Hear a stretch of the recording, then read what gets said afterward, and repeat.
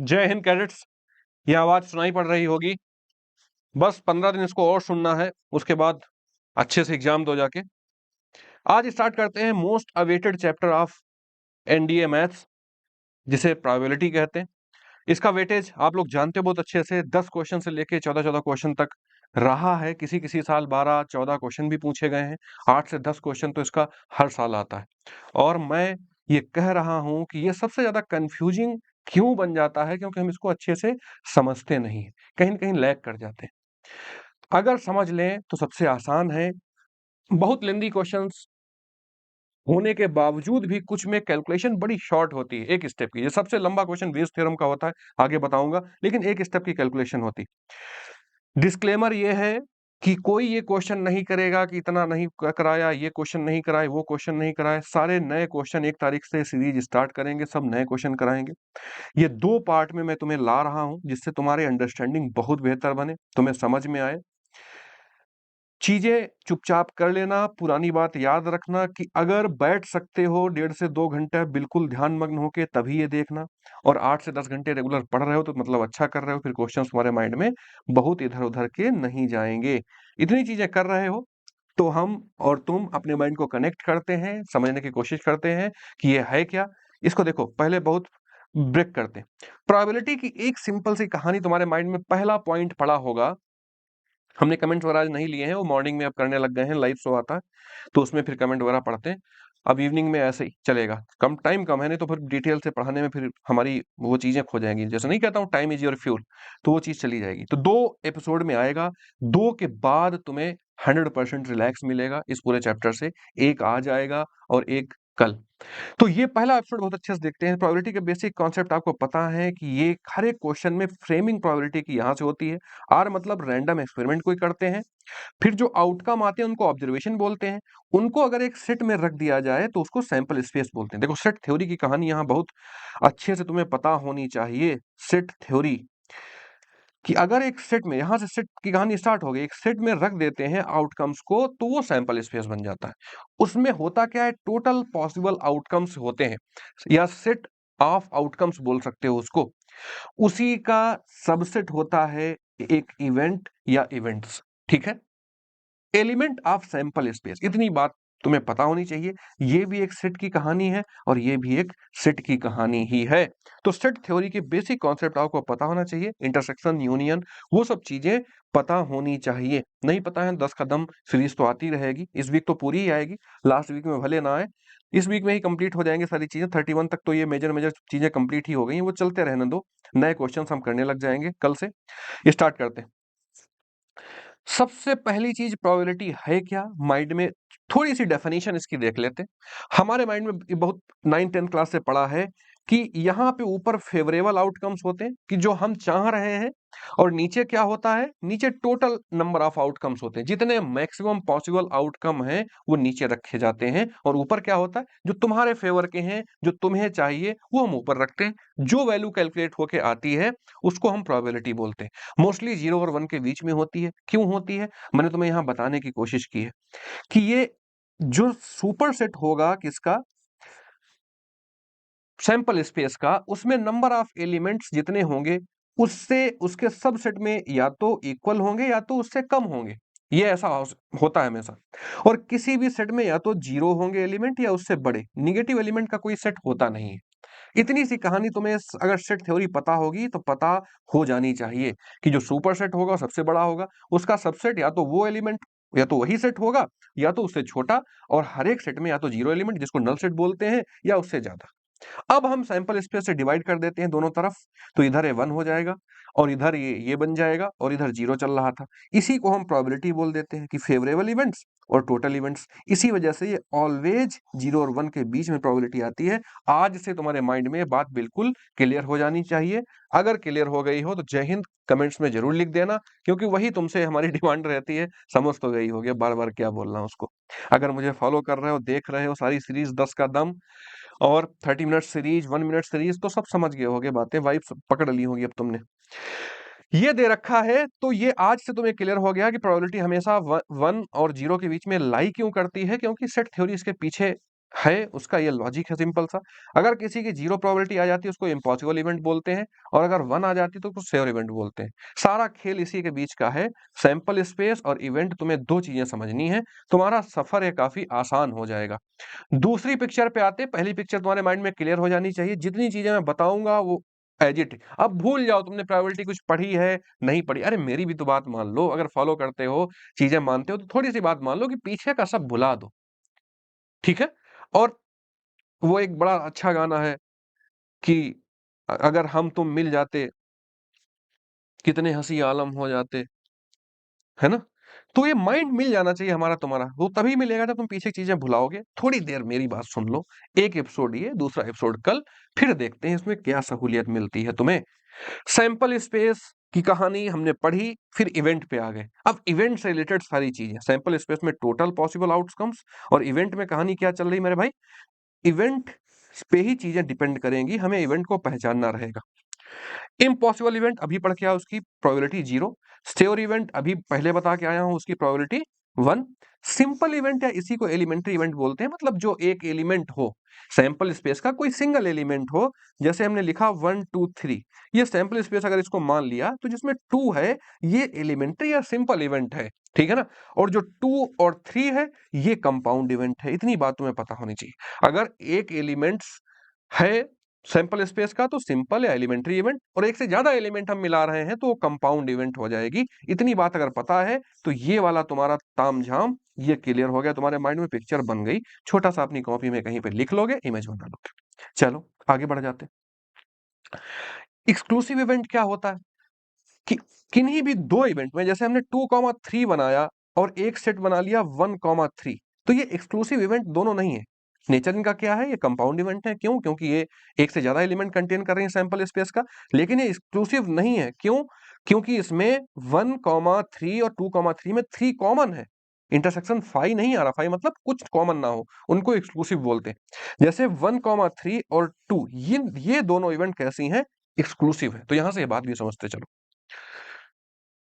दूसरी बात, exhaustive event. Event first और इवेंट सेकंड या एन इवेंट्स का हम अगर यूनियन लें और हमें सैंपल स्पेस मिल जाए, क्या मिल जाए, सैंपल स्पेस, तो उन इवेंट्स को हम बोल देते हैं एग्जॉस्टिव इवेंट। क्या बोलते हैं? Exhaustive event. जैसे हमारे सामने सैंपल स्पेस लिख रखा है, इसकी हमने एक इवेंट E1 ले ली जिसमें 1,2 है, और एक इवेंट E2 ले ली जिसमें 2,3 है। अब बात क्लियर हो गई होगी, दोनों एलिमेंट्री इवेंट नहीं है। कैसी हैं? कंपाउंड इवेंट्स हैं। अब इनमें क्या कॉमन है? इनमें कॉमन अभी भी 2 चल रहा है, तो कैसी हो जाएगी, एग्जॉस्टिव इवेंट हो जाएंगी। और E3 एक ले लें जिसमें 3 एलिमेंट है, तो अब E1 इंटरसेक्शन E3, देखो क्या आ रहा, कुछ भी नहीं आ रहा, इसका मतलब 5। तो ये कैसी इवेंट आपस में है, ये एक्सक्लूसिव इवेंट्स हैं।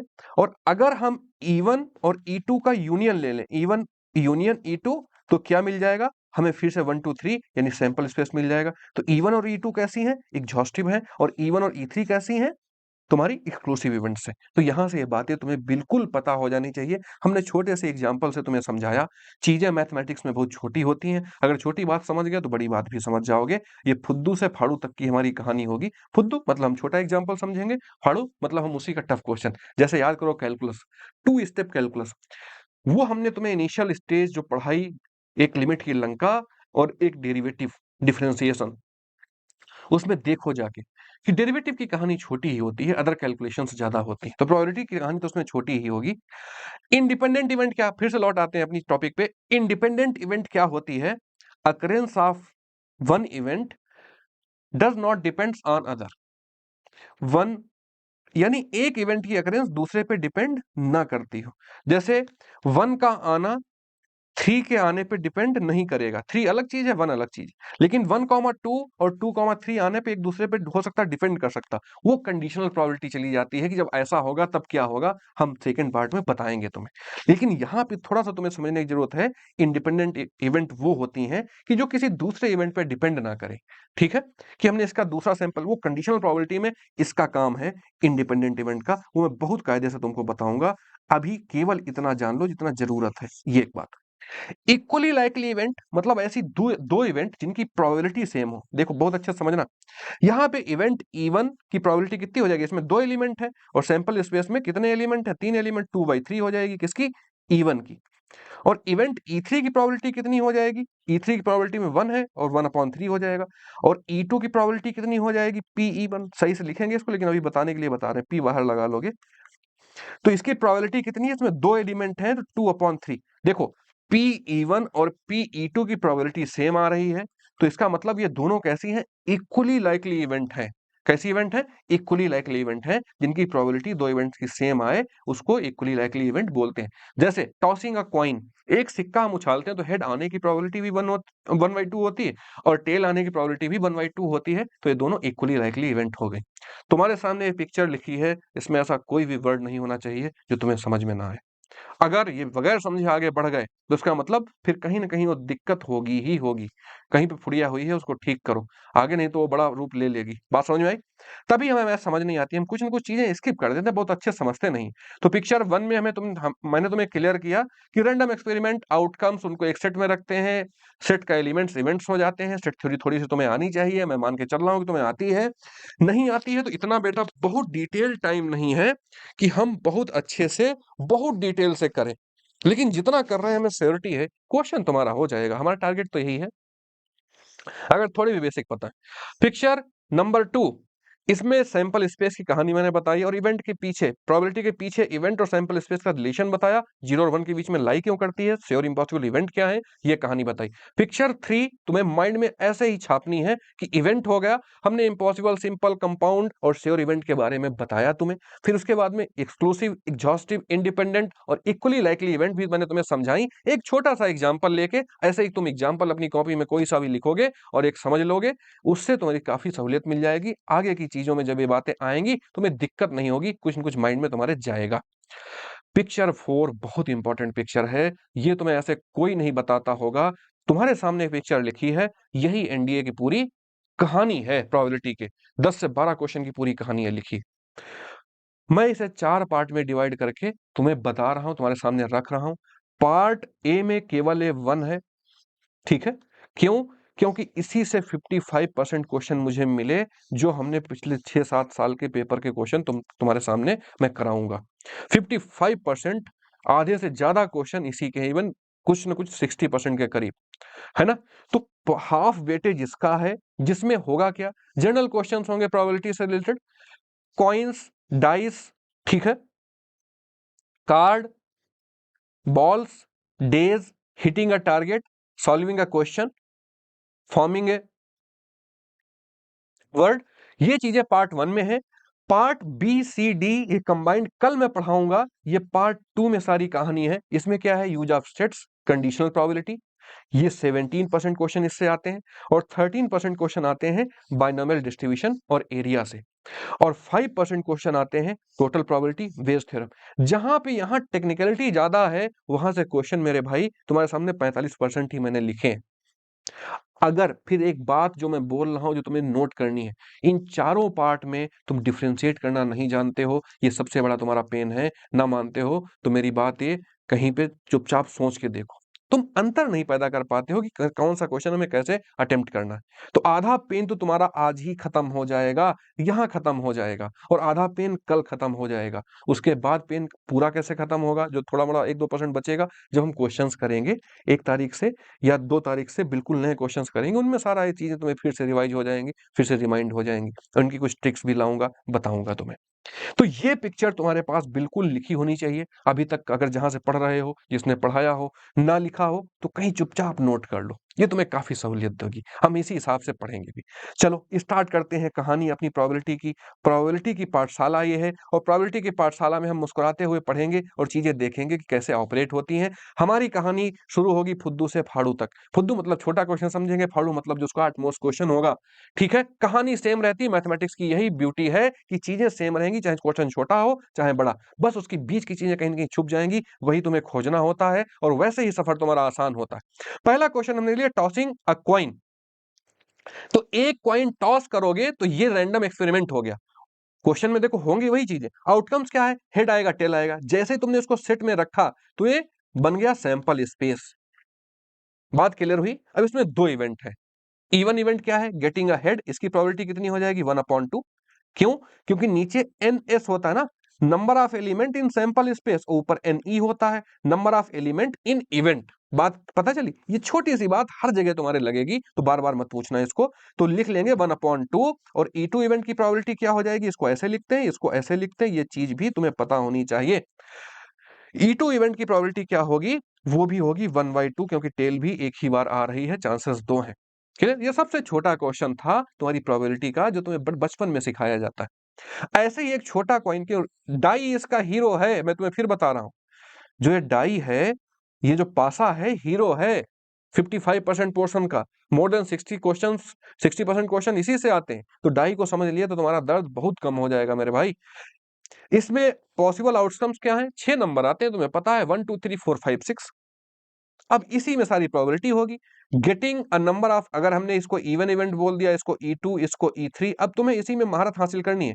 एक में हासिल कर लिए तो तुम्हें सब में हासिल हो जाएगी, फिर बड़ी चीजें भी समझ में आने लगेंगी। Getting a number less than 2, less than 2 कितने नंबर है? 1, तो इसकी प्रोबेबिलिटी कितनी हो जाएगी? 1/6। ये बात पता होनी चाहिए। Getting odd numbers, odd number कितने हैं भाई? 1 3 5, 3 ऑड नंबर है, तो इसकी प्रोबेबिलिटी कितनी हो जाएगी? 3/6, यानी 1/2। Getting even number, even number कितने? 3 है, प्रोबेबिलिटी कितनी हो जाएगी? 3/6, यानी 1/2।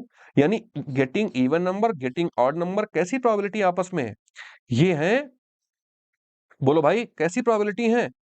इक्वली लाइकली, क्योंकि इनकी प्रोबेबिलिटी दोनों की सेम आ रही है ना? और कैसी प्रोबेबिलिटी है? और एक्सक्लूसिव भी है, इनमें कुछ कॉमन भी नहीं है। और कैसी है? और इनका नेचर कैसा है? कंपाउंड इवेंट का नेचर। बात पल्ले पड़ी? तो ये सारी चीजें तुम्हें बिल्कुल कनेक्टेड होनी चाहिए, एक एक तार तुम्हारे दिमाग में मिला होना चाहिए, तभी चीजें बहुत अच्छी तुम्हें फील होंगी, अच्छे से समझ में आएगा। हम छोटी-छोटी चीजें मिस करते जाते हैं, आगे तुरंत बढ़ जाते हैं, टीचर भी आगे बढ़ा देता है, बच्चे भी जल्दबाजी में होते हैं, तो इसी वजह से सारा पेन और दर्द बना रहता है, मिटता नहीं। प्राइम नंबर, अच्छा प्राइम नंबर भी सबको पता होना चाहिए। 2 सबसे छोटा और पहला प्राइम नंबर है, उसके बाद में 3 है, उसके बाद में 5 है।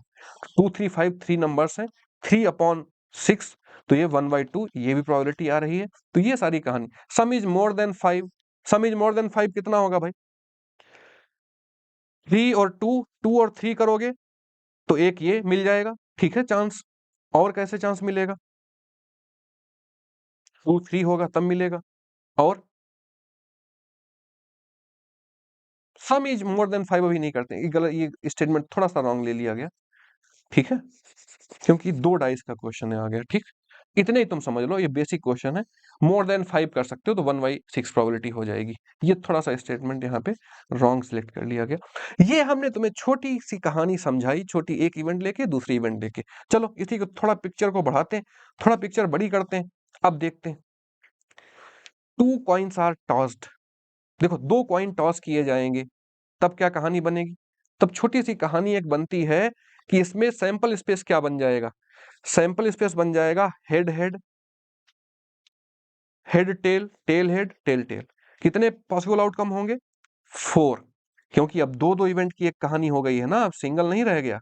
ये एक एलिमेंट दो इवेंट का होगा। 2 कॉइन आर टॉस्ड, या ऐसे बोला जाए अ कॉइन इज टॉस्ड 2 टाइम्स, तब भी बात एक ही है ना? तो सारी कहानी ऐसे ऐसे बनेगी, क्योंकि एक इवेंट में अब दो दो चीजें होंगी, मतलब 2 कॉइन एक साथ उछाले जाएंगे। बात पल्ले पड़ी? तो उसमें ये आउटकम्स हैं। अगर पूछा जाए एट लीस्ट और एट मोस्ट की कहानी भी यहीं से तुम सीख लो, क्योंकि आगे क्वेश्चन आएगा तो मैं नहीं बताऊंगा। एट लीस्ट का मतलब होता है कि कम से कम इतना तो, यानी मिनिमम बाउंड्री क्या होती है? Minimum limit, minimum boundary set कर दी है। और एट मोस्ट का मतलब मैक्सिमम तुम्हारी लिमिट, एट मोस्ट का मतलब मैक्स लिमिट। मोस्ट मैक्स ऐसे याद कर लो, ठीक है ना? Most max limit. At most 5 रोटी हो, तुमसे कहा जाए एटलीस्ट 2 खानी, मतलब कम से कम तुम्हें 2 खानी है, तो तुम 2 खा सकते हो, 3 खा सकते हो, 5 खा सकते हो। बोल दिया जाए तुम ज्यादा से ज्यादा 2 रोटी खाओगे, इससे ज्यादा नहीं खा सकते, अब तुम्हारे पास क्या होगी? अपर लिमिट सेट कर दी गई। तुम या तो 2 रोटी खा सकते हो, या तो तुम एक खा सकते हो, या एक भी नहीं खा सकते हो, अब तुम्हारी इच्छा, क्योंकि अपर लिमिट सेट है ना, लोअर लिमिट नहीं सेट है। बात पता चली? तो एट मोस्ट और एट लीस्ट की कहानी अब दोबारा ना बतानी पड़े, रिपीट होगी आगे, और तुम्हें एग्जैक्टली पता होना चाहिए। एटलीस्ट वन हेड, अब देखो एटलीस्ट वन हेड किस किस में आ रहा है? इसमें आ रहा है, इसमें आ रहा है, एटलीस्ट वन हेड वाला तो तुम्हारा होगा ही, और जिसमें दो आ रहे होंगे वो भी तुम्हारा हो जाएगा, क्योंकि ये लोअर लिमिट है ना कि वन हो। ऐसा नहीं है मना कर रहा कि दो नहीं होने चाहिए, वन हो दो भी हो सकते हैं। तो तीन केस ऐसे हैं, 3/4 इसकी प्रोबेबिलिटी हो जाएगी। एट मोस्ट वन हेड, मतलब ज्यादा से ज्यादा एक हेड हो सकता है, उससे ज्यादा हेड नहीं। तब भी या तो कोई भी हेड नहीं हो तो वो भी केस एटमोस्ट में आ जाएगा। तो एटमोस्ट में एक दो तीन एटमोस्ट में भी आ गए, 3/4। ओनली वन हेड कितने केसेस में? दो केसेस में, 2/4। टू हेड्स केवल एक केस में, 1/4। तो ऐसे करके हमें ये चीज बिल्कुल पता होनी चाहिए। पता क्या होना चाहिए कि ये कहानी क्या है। बात पल्ले पड़ी। 2 कॉइन, देखो 3 कॉइन तक का पार्ट ए का क्वेश्चन है। अब मैं तुम्हें बिल्कुल बताता हूँ, जब 2 एपिसोड खत्म हो जाएंगे उसके बाद तुम एग्जैक्टली संजय की दृष्टि, महाभारत के संजय नहीं थे, सब बगैर देखे देख लेते थे, सामने कुछ नहीं दिखता था लेकिन तब भी उनको दिखता था, पूरी कहानी धृतराष्ट्र को सुनाते थे। वो महाभारत की लाइव टेलीकास्टिंग तब होती थी। कॉन्सेप्ट यही है, लेकिन वो इंट्यूशन से लिखा गया था उस टाइम। तो 2 कॉइन टॉस होने का हम मैक्सिमम 3 कॉइन टॉस होने का केस पढ़ेंगे, क्योंकि ज्यादा केसेस होने लगते हैं। फिर क्या होगा, फिर वो चला जाएगा तुम्हारा बाइनोमियल डिस्ट्रीब्यूशन में। क्वेश्चन किसमें जाएगा? Binomial distribution. बिल्कुल तुम्हें क्रिस्टल क्लियर करा देंगे, प्रोबेबिलिटी तुम्हारे माइंड में बहुत सफाई से जाएगी अगर तुम एक एक स्टेप फॉलो करते रहे, थोड़ी सी चीजें भुला के। अब अगर टू डाइस बोली जाए, उधर एक डाइस का तुमने देख लिया था, तो इसमें अब नंबर सैंपल स्पेस में बढ़ने लग जाएंगे। तो अब सारे नंबर हम सैंपल स्पेस केवल यहीं तक लिखेंगे, इससे बड़ा सैंपल स्पेस हम नहीं लिख पाएंगे। तब हम किसका यूज करते हैं? कॉम्बिनेशन का यूज करते हैं, एनसीआर का यूज करते हैं। ये बात हमें पता होना चाहिए। तो थोड़ा सा परम्यूटेशन और कॉम्बिनेशन का कॉन्सेप्ट पता होना चाहिए, या नहीं पता है तो बाइनोमियल थ्योरम में मैं तुम्हें इतना पढ़ा के आया हूं कि इसकी वैल्यू वैल्यू सब निकाल लोगे। ठीक है। तो ज्यादा जब सैंपल स्पेस बड़ा होने लगेगा तब हम क्या करेंगे? कॉम्बिनेशन का यूज करेंगे। जैसे हमने बोला, दो कार्ड हम कार्ड पैक से, ताश के पत्ती के गड्डी से निकाल रहे हैं। अब उसके दो कार्ड लिखने जाओगे तो बहुत बड़ा सैंपल स्पेस हो जाएगा, तो हम उसको छोटा करके लिखने लग जाएंगे 52C। उसमें ऐसे सारे केसेस होंगे, ऐसी सारी पॉसिबिलिटीज होंगी, जो दो ताश निकालोगे और वो कुछ भी हो सकता है, वो सारे केसेस इंक्लूडेड हैं किसमें? 52C2 में। तो ये बात यहां से तुम्हारे माइंड में चली जानी चाहिए कि जैसे जैसे सैंपल स्पेस, हम छोटा सैंपल स्पेस अपने समझने के लिए, तुम्हें समझाने के लिए, या कुछ छोटे क्वेश्चन आते हैं उनको बताने के लिए बता रहा हूं, बड़े सैंपल स्पेसेस में हम कॉम्बिनेशन का यूज करना स्टार्ट कर देंगे। तो जैसे ही दो डाइस होती हैं तो क्या आ जाएगा? दो डाइस में क्या आएगा?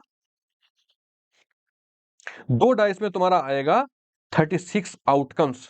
जैसे कॉइन्स में 2 × 2 आ रहा था, इसमें 6 × 6 है ना। तो चुपचाप कभी भी ट्रू डाइस का अगर क्वेश्चन आएगा तो नीचे सैंपल स्पेस में तुम्हारे पास ये लिखा होना चाहिए। 3 डाइस का आएगा तो नीचे सैंपल स्पेस में 6 × 6।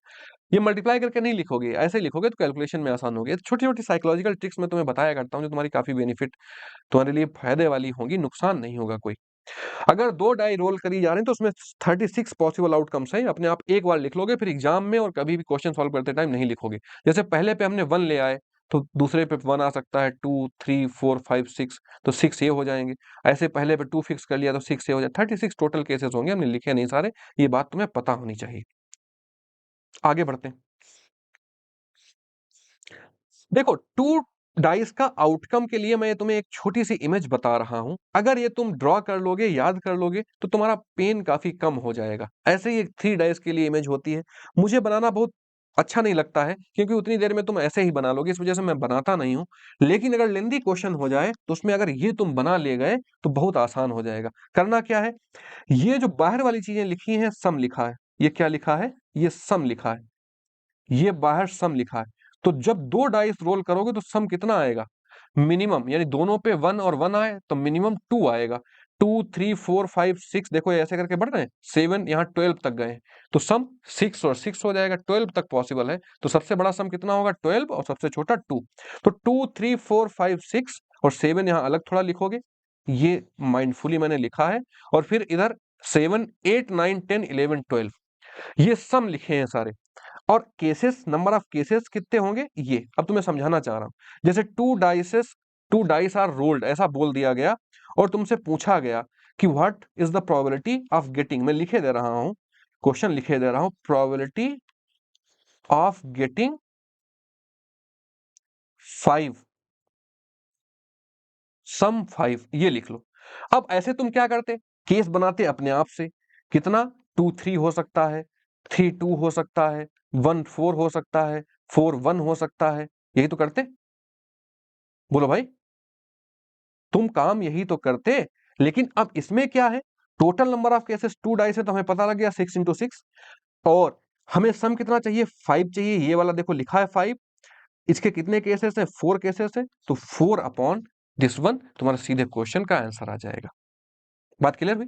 जैसे मैं बोल देता गेटिंग सम 8, गेटिंग सम 8, तो थोड़ा सा और केसेस हमें बनाने पड़ते। अब अगर फिगर हमें क्लियर है, क्योंकि सिमेट्रिक है इस वजह से बना लोगे। 8 8 यहां पे आ रहा, इसके कितने केसेस हैं, 5 केसेस हैं, तो 5 डिवाइड बाई 6 इंटू 6। ये बात समझ में आ गई। इतनी बात पल्ले पड़ गई तो ये पिक्चर तुम्हें काफी हेल्प कर सकती है। तुम इसको बना भी सकते हो, एक दो बार बनाओगे तो बिल्कुल हमेशा के लिए याद हो जाएगी। क्यों? क्योंकि ये सिमेट्रिक है। भाई ऊपर वाले रेंज में क्या लिखोगे, सम ही लिखते जाओगे। क्लियर? सम कहां से स्टार्ट होगा, 2 3 4 5 6 को थोड़ा अलग लिखना है और ये नंबर नीचे लिख लेने। क्लियर? तो ये बातें अगर पता है तुम्हें चल गई तो ये सहूलियत हो जाएगी। और नीचे क्या लिखा है, नंबर ऑफ केसेस लिखे, तो 1 2 3 4 5 इधर गए, यहाँ पे 6 अलग लिख दिया, और 5 4 मतलब इधर से भी वही सिमेट्रिक, 1 2 3 4 5 इधर से ऐसे सिमेट्रिक, इधर से इस तरीके से सिमेट्रिक। तो ये नंबर लिखना बहुत आसान हो गया है। अब इसमें कुछ भी पूछेगा, 2 डाइस पे मैक्सिमम जो भी क्वेश्चन बन सकते हैं तुम्हारे सारे इस पिक्चर से सॉल्व हो जाएंगे। जैसे बोला है एटलीस्ट सम 4 हो, ठीक है ना। एटलीस्ट मतलब सारे केस एटमोस्ट वाले भी काउंट हो जाएंगे उसमें। एटलीस्ट सम 10 हो, सम एटलीस्ट कितना हो, 10 हो, तो 10 भी हो सकता है, 11 और 12 सारे केसेस से हो जाएंगे। तो कितने केसेस हैं, 3 2 5 एक 6, 6 अपॉन 6 इंटू 6, 1 अपॉन 6 प्रोबेबिलिटी हो गई। तो ऐसे करके काफी तुम्हारे आसानी हो जाएगी अगर ये फिगर तुमने बना लिया। ऐसे ही 3 का होता है, 3 का मैं तुम्हें बताए दे रहा हूं, कहीं पे नोट कर लेना। अदरवाइज हम डायरेक्टली भी लगाएंगे उनको, कोई दिक्कत नहीं, हम डायरेक्टली भी लगाएंगे। बताए दे रहा हूं तुम्हें सिंपल सी कहानी। उसमें क्या है कि तुम्हें एक इमेज बनानी है। देखो 3 डाइस जब रोल करेंगे तो सैंपल स्पेस में मैं तुम्हें बता के आया हूँ 6 इंटू 6 लिखेंगे। डाइस का बहुत क्वेश्चन आता है, डाइस बिल्कुल क्लियर होना चाहिए तुम्हारे माइंड में, बहुत क्वेश्चन इसका आता है। तो मैक्सिमम मिनिमम सम कितना होगा 3 और मैक्सिमम कितना होगा, तो तीनों पे 6 आ जाएगा 18। तो बस सिंपल सी कहानी है, ये कुछ सीढ़ी टाइप से ऐसे बना लेते हैं। इसमें कहानी कहां से स्टार्ट होगी, 3 से स्टार्ट होगी, 3 4 5 6 7 8, ठीक है। थोड़ा सा और ऊपर बनाएंगे, ये 9 हो जाएगा और ये 10 हो जाएगा तुम्हारा। अब फिर से यहां से स्टार्ट करोगे तो ये कितना हो जाएगा, 11 हो जाएगा, ये 12 हो जाएगा, 13 14 15 16 17 18। बस टोटल केसेस इतने ही थे। तो बाहर वाले क्या लिखा है, ये सम लिखा है कि सम कितना पॉसिबल है, और ये केस कितने होंगे मैं अंदर तुम्हें बता रहा हूं। थोड़ा सा अपने आप एफर्ट करोगे, तुम्हें बिल्कुल एक दो बार लिखोगे याद हो जाएगा। 1 से स्टार्ट करना है तो 1 इधर भी लेके चलेंगे, उसके बाद 3 आएगा, 2 नहीं आएगा तो 3 इधर भी, उसके बाद 6 आएगा, है ना, तो 5 वाले में 6, 4 वाले में 3, इधर भी यहाँ पे 6 लिखोगे, बिल्कुल सिमेट्रिक बना लोगे। सिमेट्रिक यहाँ पे बन नहीं पा रहा, 6 यहाँ पे 10 लिखोगे, यानी 6 वाले कितने केसेस होंगे, 10 होंगे। और 7 वाले कितने केसेस होंगे, 7 वाले 15 होंगे। 8 वाले कितने केसेस होंगे, 21 होंगे। और 9 वाले 25 होंगे, और ये 27 होंगे। ऐसे सारे इधर भी लिख लोगे। 1 3 6, 6 के बाद 10 आ रहा था, 15 21 25 27। अब कुछ भी पूछा जाए, जैसे पूछा गया सम 11 है, अगर सम 11 का क्वेश्चन पूछा गया है, सम 11 की प्रोबेबिलिटी तुम्हें बतानी है, तो सम 11 वाला कितने केसेस होंगे, ये देखो 27 केसेस होंगे। 27 डिवाइड बाई 6 इंटू 6 इंटू 6, तुम्हारा आंसर निकल आएगा। अगर डाइस में तुमने 2 फिगर बना लिए, याद कर लिया, तुम्हारा काफी जल्दी हो जाएंगे क्वेश्चन। अगर लेंदी क्वेश्चन आ गया तो एक दो क्वेश्चन आता है, नहीं भी बनाओगे तब भी हमारा आगे काम चलेगा। आगे हम क्वेश्चन देखेंगे, आगे बढ़ जाते हैं, देखते हैं आगे की कहानी। देखो 3 कॉइन्स आर टॉस्ड। अब 3 कॉइन्स में कितने केस बन जाएंगे, 8 केसेस बन जाएंगे। कितने केस बन जाएंगे, 8। जैसे अगर n केस 4 कॉइन टॉस करा जाएगा तो सैंपल स्पेस में 2 टू द पावर 4, ये याद रखना, 2 की पावर n होता है। तो 2 की पावर 3 कॉइन टॉस किए गए। एलिमेंट्स कैसे आएंगे, इस तरीके से आएंगे। अगर ये बॉक्स तुमने याद कर लिया 3 कॉइन्स का, तो इसमें भी बहुत आसानी हो जाएगी। ये भी सिमेट्रिक ही है। केसेस कैसे लिखोगे 3 कॉइन के, 1 3 3 1। बात समझ में आई। प्रोबेबिलिटी कैसे लिखोगे, हेड आने की प्रोबेबिलिटी होगी 0 1 2 3 और टेल की इसका रिवर्स कर दो 3 2 1 0। अब देखो मैंने तुमसे क्वेश्चन पूछा setting to getting two heads, तो देखो हेड 2 यहां पे लिखा था, ये नंबर ऑफ केसेस कितने 3/8, बस क्वेश्चन हो गया। या गेटिंग 1 टेल पूछे तो टेल ये लिखा है 1 ये है, तो ये भी कितने नंबर ऑफ केसेस 3 ही होंगे, 3/8 हो गया। पूछे एटलीस्ट 1 हेड, तो 1 हेड एटलीस्ट आने की प्रोबेबिलिटी क्या होगी मेरे भाई, 1 हेड एटलीस्ट आने की प्रोबेबिलिटी यहां से स्टार्ट हो जाएगी। 1 हेड वाला भी केस होगा, 2 हेड वाला भी केस होगा, 3 हेड वाला भी केस होगा, यानी 1/8, 2/8 और 3/8। ठीक है, क्लियर। अब इसमें यहां पे थोड़ा सही लिख लोगे, 2 के केसेस कितने हैं 3 हैं, तो 3/8 होगा, 2/8 नहीं। इसके केसेस कितने हैं 1 के, इसके भी 3 हैं, 3/8 होगा, क्योंकि ऊपर केसेस ये लिखते हैं। ठीक है, तो यहाँ पे सब जगह 3 3 और लास्ट में 1/8 होगा। बस ये थोड़ा क्वेश्चन सही करके लिख लो, या हमने हो सकता है उल्टा लिख दिया, तो ये करेक्ट करके लिख लो। एटलीस्ट 2 हेड्स, अब एटलीस्ट 2 हेड में कितने केसेस होंगे, ये केस भी हो जाएगा और ये भी हो जाएगा, 2 का और 3 का भी, तो 2 हेड की प्रोबेबिलिटी 3/8 और 3 हेड की प्रोबेबिलिटी 1/8। तो ये अगर बॉक्स छोटा सा याद कर लिए तो 3 कॉइन वाला क्वेश्चन भी तुम्हें बिल्कुल याद हो जाना चाहिए, बहुत आसान हो जाएगा। एटलीस्ट मतलब लोअर लिमिट सेट कर देंगे हम, उसके बाद कुछ भी, और एटमोस्ट मतलब अपर लिमिट। ये दोबारा मैं फिर नहीं बताऊंगा, बातें तुम्हें बिल्कुल जितनी साइड्स मैंने बताई हैं उतनी बातें तुम्हें बिल्कुल क्लियर होनी चाहिए। छोटा छोटा कहीं पर लिख लोगे, इनमें से कुछ भूल भी जाते हो तो बिल्कुल हेडक मत लेना, मैं तुम्हें बताऊंगा। फॉर मोर सैंपल स्पेसेस, वही कहानी जो पहले मैंने तुम्हें बता के आई है कि कॉम्बिनेशन परमुटेशन का यूज हम करते हैं अगर सैंपल स्पेस में ज्यादा चीजें होंगी। कॉइन 5 टॉस किए जा रहे हैं, 4 टॉस किए जा रहे हैं, है ना, डाइस 5 डाइस रोल किए जा रहे हैं, तो वो सब बाइनोमियल डिस्ट्रीब्यूशन के क्वेश्चन है, मैं तुम्हें सिखाऊंगा आगे। 2 दिन के बाद तुम आसानी से क्वेश्चन पहचानोगे कि क्वेश्चन किस सेक्शन का है, कैसे अप्रोच करना है। अगर ये करने लग गए तो तुम्हारा सफर बहुत आसान हो जाएगा। अगली कहानी है common sense. Mathematical common sense तुम्हारा बहुत अच्छा होना चाहिए। पार्ट 1 में मैंने तुम्हें डायरेक्टली, देखो इतना समय है ही नहीं हर एक चीज बहुत डिटेल में बताऊं, जितना टाइम है मैं स्मार्टली, ये सब 10 कदम बहुत स्मार्ट अप्रोच है कि कैसे हम पूरे चैप्टर को खंगाल डालेंगे और चीजें भी हमारी हो जाएंगी। ठीक है, मैथमेटिकल कॉमन सेंस बहुत स्ट्रांग होना चाहिए। Law of addition and multiplication तुम लोग पढ़ते होगे, खूब पढ़ाया जाता होगा, मैं तुम्हें ड्यूरिंग क्वेश्चंस ही समझाऊंगा। मल्टीप्लिकेशन और एडिशन ये ड्यूरिंग क्वेश्चन तुम्हें समझाऊंगा और बहुत अच्छे समझ में आ जाएगा, ये मैं बात बोल रहा हूं। उम्मीद करता हूं कि जितनी देर तक मैंने अभी तुम्हें बताया तुम्हारी समझ में बिल्कुल आया होगा, चीजें तुम्हें पल्ली पड़ी होंगी और आगे का सफर भी बहुत आसान होगा अगर इतनी बातें तुम्हें क्लियर हो गई हैं।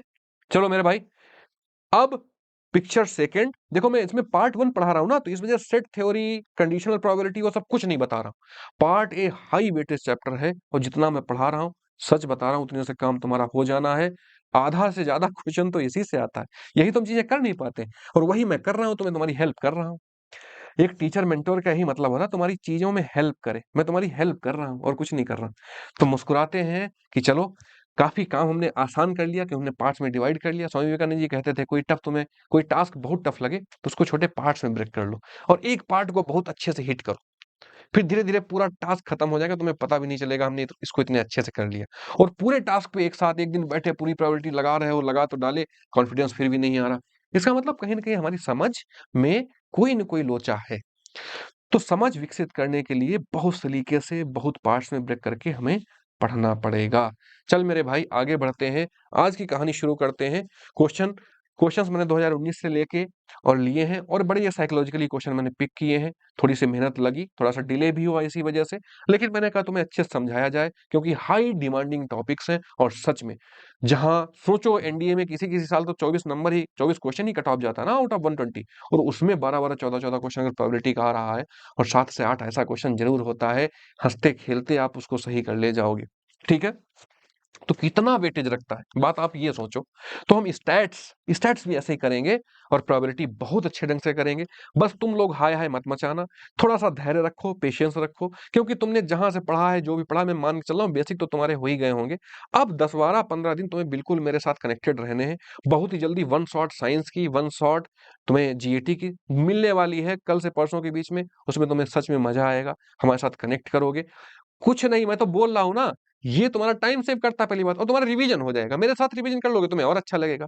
बस कमेंट में लिख देना कि जो चीज तुम्हें प्रायोरिटी चाहिए, साइंस चाहिए सपोज, फिजिक्स पहले चाहिए, या पहले ज्योग्राफी चाहिए, या हिस्ट्री चाहिए, मुझे कमेंट में बता देना। हम सिंपल सा उस पे 1 ही 2 दिन के अंदर प्रायोरिटी सेट खत्म करा के फिर उसी पे जुटेंगे। एज ए रिवीजन उसको माना, तुम्हें पढ़ाऊंगा बिल्कुल भी नहीं, और बता भी ढेर सारी चीजें दूंगा, और तुम्हारा अच्छा खासा क्वेश्चन भी हिट होगा। चलो स्टार्ट करते हैं। From a deck of cards are taken out with replacement. What is the probability that the 14th card taken out is an ace? ठीक है, एक कार्ड, वन कार्ड होगा, देखो मिसप्रिंट थोड़ा सा बुक्स में रहता है, वन कार्ड होगा, चलो कोई बात नहीं, सही कर लेते हैं। One card are taken out, थोड़ा सा मिसप्रिंट इसमें, चलो कोई दिक्कत नहीं। What is the probability that the 14th card taken out is an ace? Taken out with replacement, replace with replacement, without replacement, एक कंडीशनल प्रोबेबिलिटी कहानी है। आगे मैं तुम्हें बिल्कुल सेकंड पार्ट में बहुत कायदे से बताऊंगा, क्योंकि उसी पे सब कुछ आगे की कहानी डिपेंड है। बेस थ्योरम और कंडीशनल प्रोबेबिलिटी उसी दोनों आपस में इंडिपेंडेंसी टोटल प्रोबेबिलिटी रखती है, तो मैं आगे बताऊंगा। इसका मतलब ये होता है कि जब तुम 14th कार्ड पिक करने जाओगे तो पहले जो हमने कार्ड निकाले होंगे, रख दिए होंगे, तो अभी भी तुम्हें पैक 52 कार्ड का ही मिलेगा, मतलब कोई फर्क नहीं पड़ेगा। तो सिंपल सी कहानी है विद रिप्लेसमेंट की, ये बात तुम्हें पता होनी चाहिए। और पूछ क्या रहा है, what is the probability the 14th card taken out is an S? अब एस कितने होते हैं? 4, और हम एक कार्ड निकाल रहे हैं, तो क्वाइट अ सैंपल स्पेस कैसे बनेगा? 52C1 और 4C1, क्योंकि एक ही कार्ड निकाल रहे हैं और हमें एस चाहिए। एस है कितने? एस 4 है टोटल, तो हमें 4 आउट ऑफ 1 चाहिए, वो हमारा फेवरेबल हो गया। और टोटल आउटकम्स इतने हैं एक कार्ड निकालने के। NC1 की वैल्यू चुपचाप तुम्हें पता होती, n होती है, छोटे छोटे स्मार्ट अप्रोचेज पता है, ये 52 हो जाएगा, तो ये 1/13 प्रोबेबिलिटी आ जाएगी। डी ऑप्शन टिक कर दोगे और मुस्कुराओगे, आगे बढ़ जाओगे। ये छोटी छोटी बातें तुम्हें अभी से पता होनी चाहिए, कोई दिक्कत वाली बात नहीं। हम आगे अपना सफर बहुत आसान करेंगे, मुस्कुराएंगे और आगे बढ़ जाएंगे। नेक्स्ट क्वेश्चन देखते हैं। टाइम इज योर फ्यूल, हम लोग अब जान चुके हैं इस बात को, टाइम बिल्कुल खराब नहीं करते। क्वेश्चन में पूछ रहा, pair of dice is rolled. Pair मतलब या तो बोले 2 डाइस आर रोल्ड, या बोले पेयर ऑफ डाइस रोल्ड, या बोले सिंग अ डाई इज रोल्ड 2 टाइम्स, बात तीनों एक ही होंगी। तो जैसे ही बोला 2, तो 6 × 6 लिख लोगे, एक तो तुम्हारे माइंड में ये बात चली जानी चाहिए। बोल कह रहा है, what is the probability that the second dice lands on a higher value than the first dice? अब अगर फर्स्ट डाइस पे 1 नंबर आ गया, तो सेकंड पे कितने आ सकते हैं? 5 आ सकते हैं, क्योंकि इससे बड़ा आना है। और अगर पहली डाइस पे 2 नंबर आ गया, तो सेकंड पे कितने आ सकते हैं? 4 आ सकते हैं। अगर पहली डाइस पे 3 आ गया, तो उस पे 3 आ सकते हैं, और अगर 4 आ गया, तो उस पे केवल 2 आ सकते हैं। 4 आ गया, तो उससे बड़े केसेस कितने होंगे? 2 केसेस होंगे, ठीक है। और अगर 5 आ गया, तो 1 केस होगा। इनका सम कितना है? 5 4 9 3 12 और 3 15। क्वेश्चन तुम्हारा ये हो गया। 15 अपॉन ये कैंसिल आउट कर लोगे, तो कितना आ गया? 5/12 तुम्हारा सोल्यूशन। अब प्रोबेबिलिटी इतनी है, प्रोबेबिलिटी क्या टफ है? टफ ये तुम्हें समझना और बनाना है। ये देखो प्रोबेबिलिटी कितनी टफ लिखी है, प्रोबेबिलिटी तो बहुत आसान है, तुम्हें सोचना, क्वेश्चन को फ्रेम करना ये टफ है। कैलकुलेशन इसमें बहुत आसान है। फिर बता रहा हूं, मैंने कई डिस्क्लेमर के तरीके से बताए भी हैं कई चैप्टर्स। जो चैप्टर्स तुम्हें बहुत टफ लगते हैं, उनके पीछे की कहानी, उनकी कैलकुलेशन बहुत आसान होती है, उनमें थिंकिंग पोर्शन ज्यादा होता है, इसलिए टफ लगता है। चलो आगे बढ़ते हैं। क्वेश्चन ये दे रखा है, there are n socks in a drawer of which 3 socks are red. देखो n है, n में 3 कैसे? n ए टोटल है ना, और 3 कैसे है? रेड है। चलो ठीक, अच्छी बात हो गई। If 2 of the socks are chosen randomly and the probability that both selected socks are red। अब देखो 2 सॉक्स रेड होने कैसे निकालोगे? तो 3C2 कर लोगे, टाइम नहीं लगाओगे, क्योंकि हम 2 ही तो ले रहे हैं। तो हमारी इवेंट क्या है? 2 सॉक्स को लेना आउट ऑफ 3 रेड में से 2 लेने हैं, और नीचे क्या होगा? सैंपल स्पेस, n में से 2 लोगे, सैंपल स्पेस हो जाएगा। बोला जो ये प्रोबेबिलिटी टोटल है, ये दी गई है 1/2 गिवन है, और n की वैल्यू तुमसे पूछ ले रहा, तो प्रोबेबिलिटी का काम यहीं तक था। अब क्या है? कैलकुलेशन। एक स्टेप की प्रोबेबिलिटी और दूसरे स्टेप की कैलकुलेशन। ये थोड़ी सी अंडरस्टैंडिंग तुम्हारी होनी चाहिए कि बोल कह रहा था टोटल नंबर n दे रखा है, और 3 कैसे सॉक्स दे रखे हैं? रेड दे रखे हैं। Two socks are chosen randomly, ये तुम्हारी इवेंट है, तुम्हें क्या चाहिए, ये कहानी चाहिए। और पूछ क्या रहा, सॉक्स आर रेड, जो सिलेक्ट किए हैं रेड है। क्लियर, ये बात हो गई। अब इसको सिंपल सी कैलकुलेशन करोगे, NC2 उधर ले जाओगे, 2 इधर ले आओगे तो 2 3 C2 हो जाएगा, इक्वल टू NC2 हो जाएगा। इसमें और इसमें कभी भी एक का डिफरेंस हो नीचे वाले में तो ऊपर वाली ही वैल्यू हो जाती है, तो ये कितना आ जाएगा, NC2, ये 6 आ गया। अब थोड़ा सा कॉम्बिनेशन की चीजें तुम्हें पता होनी चाहिए बेटा, ये बातें पता होनी चाहिए कि 6 किसकी वैल्यू होती है, 4C2 की वैल्यू होती है। तो n बराबर 4 आ गया, इसमें टाइम इससे ज्यादा तुम्हें लगाना ही नहीं है, बी ऑप्शन टिक करोगे, आगे बढ़ जाओगे। अगर ये तुम्हें समझ में कम आएगा तो धीरे से सुनोगे और कोशिश करोगे, देखो मैं बता क्या रहा हूँ, मोस्टली समझ में आ ही गया होगा, इसमें इससे ज्यादा कुछ था नहीं। क्वेश्चन है नेक्स्ट देखते हैं। बोला two cards are chosen at random from a deck of 52 playing cards, what is the probability that both of them have same value. ठीक है, 52 कार्ड से चुना जा रहा है और what is the probability that both of them have the same value. तो कितने चांसेस है, टोटल चांसेस सबसे पहले नीचे लिख लोगे, टोटल चांसेस कितने होंगे, तो दो कार्ड तुम पिक कर रहे हो तो 15C2 टोटल चांसेस होंगे। अब both of them have same value, दोनों की सेम वैल्यू हो, तो सेम सेम वैल्यू वाले कार्ड कितने हैं भाई, अगर ए है तो भाई 13 कार्ड ऐसे हैं जिनकी सबकी वैल्यूज मैच करेंगी। ठीक है, तो उनमें से दो कार्ड को तुम्हें पिक करने हैं, तो 13C2। देखो डेक वाली पिक्चर मैं तुम्हें कहीं पे बना दूंगा, भेज दूंगा, वो तुम्हें बात पता होनी चाहिए कि एक डेक में होता क्या है, कहीं अपने आप लिख भी लोगे। ठीक है, इस प्रोबेबिलिटी को तुम्हें कैलकुलेट करना है, इसकी कैलकुलेशन में क्या आएगा, कुछ अगर चीजें तुम्हें क्वेश्चन कहीं समझ में ना आए कमेंट कर देना, जब मैं न्यू क्वेश्चंस बताऊंगा या कल वाली क्लास लूंगा तो फिर से वो समझा दूंगा, है ना। इसकी कैलकुलेशन सिंपल सी है, तुम कैलकुलेट करोगे, ठीक है, और ये 15/2 तो 52 कैंसिल हो जाएगा, 51 ऊपर लिखा लिखा जाएगा, है ना, और नीचे 2 फैक्टोरियल फिर से बच जाएगा। तो कैलकुलेट होके तुम्हें ये 13 × 12 52 × 51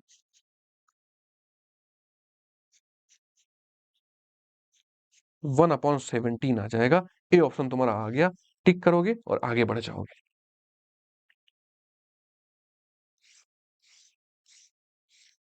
क्वेश्चन तुम्हारे सामने ये लिखा है, a bag contains 20 books out of which 5 are defective. तो टोटल बुक्स कितनी है, 20 बुक्स है। ठीक है, टोटल बुक्स कितनी है, 20 बुक्स है। चलो, और कितनी बुक सिलेक्ट कर रहे हो, उनमें 5 डिफेक्टिव है। ठीक, चलो क्लियर हो। If 3 of the books are selected at random, यही प्रोबेबिलिटी है जो तुम सिलेक्ट कर रहे हो, removed from the bag in succession without replacement, ठीक है, then what is the probability that all 3 books are defective.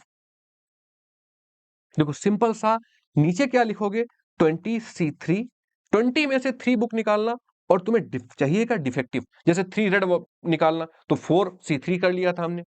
Clear, ये बात बिल्कुल समझ में तुम्हें आनी चाहिए कि अगर डिफेक्टिव पूछ रहा है तो टोटल नंबर ऑफ डिफेक्टिव यहां दिया गया होगा, ऐसा थोड़ी ना होगा ऊपर भी 20C3 हो जाएगा, ये नहीं होगा। तो ऊपर वाला जो लिखा जाएगा वो फेवरेबल केस होगा। फेवरेबल क्या केस होगा, 3 डिफेक्टिव पूछा गया, टोटल डिफेक्टिव कितनी है, 5, तो 5C3 हो जाएगा, क्वेश्चन है तुम्हारा सॉल्व हो जाएगा। बस इसमें इतना ही था, बातें पल्ले पड़ी। तो ऊपर कैसे लिखेंगे, 5 × 4 × 3 और अपॉन में कैंसिल हो जाएगा वो सब, और नीचे लिखेंगे 20 × 19 × 18, क्योंकि 3 17 17 कैंसिल करना, 2 फैक्टोरियल ऊपर नीचे कैंसिल हो जाएगा। थोड़े से स्मार्ट अप्रोच सीखोगे, 4 4 कैंसिल हो गया, 3 3 जा 9।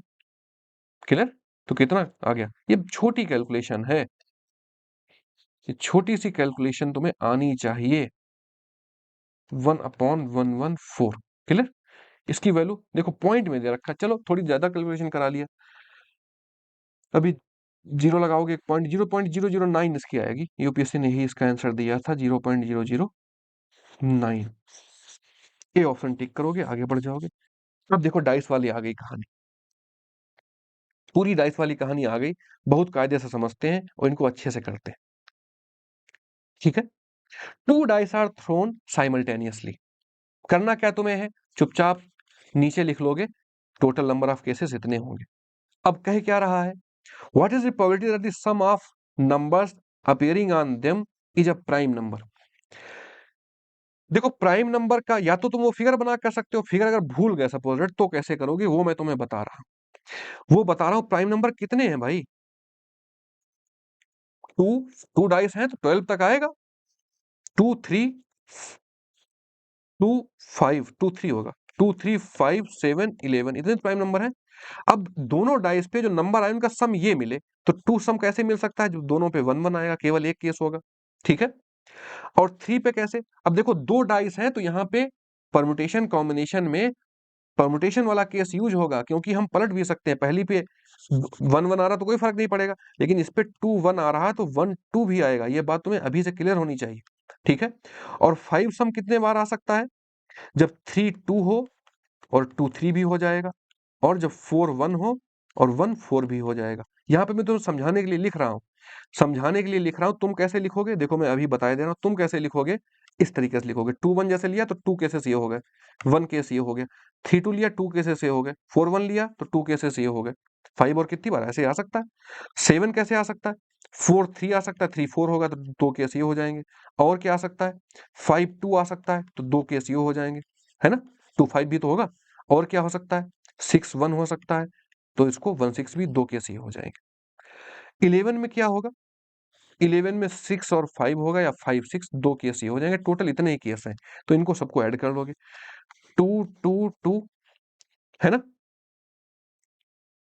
सिक्स सिक्स 12, टू 14 और वन 15 केसेस हो गए, 15 डिवाइड बाई दिस वन, इसको सॉल्व करोगे कैलकुलेशन करोगे सिंपल सा आ जाएगा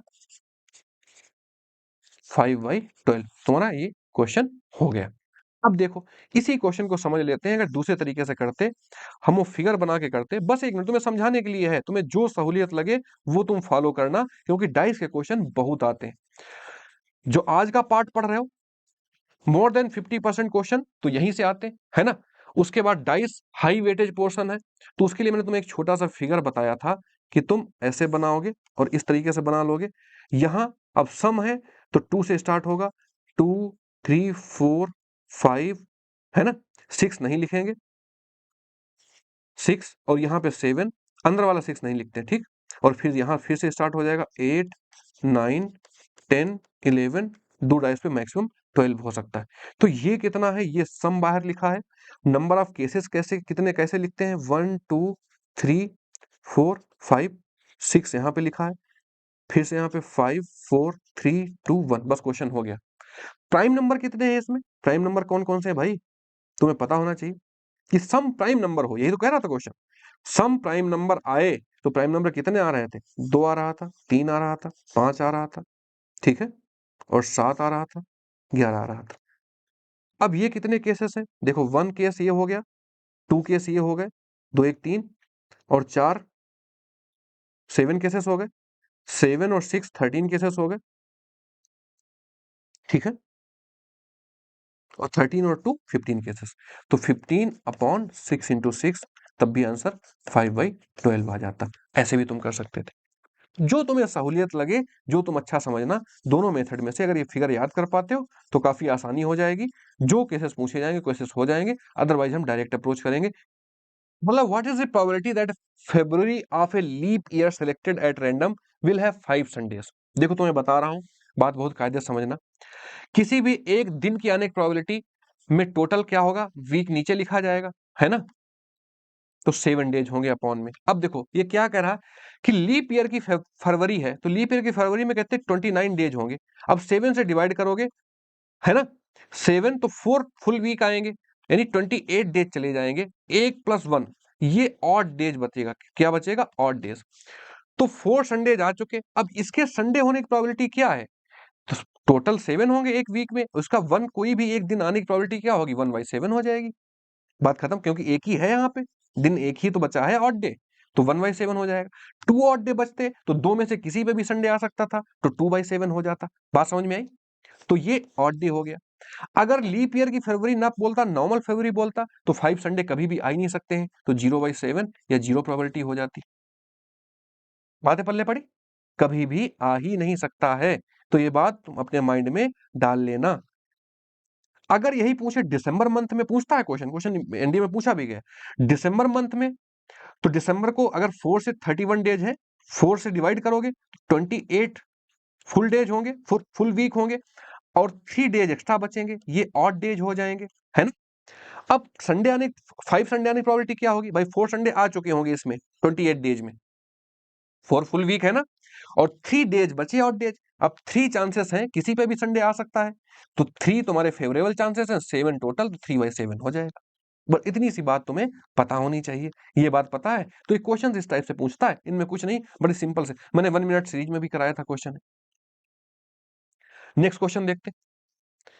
अब ये बहुत अच्छा क्वेश्चन आ गया, इसी के माध्यम से मैं तुम्हें ढेर सारी चीजें बिल्कुल समझा दूंगा। अब यहां पे मैं तुम्हारा टाइम लेना चाहता हूं, अभी तक तुमने अगर ध्यान नहीं दिया है तो ये क्वेश्चन नोट कर लो, ये तुम्हारी सारी चीजें, सारे दर्द तुम्हारे कम कर देगा। इतनी बात मैं बोल रहा हूं, इसको बहुत ध्यान से करते हैं।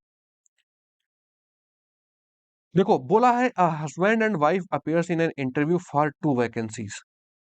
देखो 2 वैकेंसीज हैं, तो अगर कोई भी प्रोबेबिलिटी लिखी जाएगी तो हमेशा 2 के पेयर में लिखी जाएगी। जैसे नहीं लिखा रहता NC1 इंटू NC2, इस टाइप से लिखा रहता है, और ऊपर लिखा रहता है, नीचे लिखा रहेगा NC3, क्योंकि नीचे 2 और 1 3 हो जाएगा ना।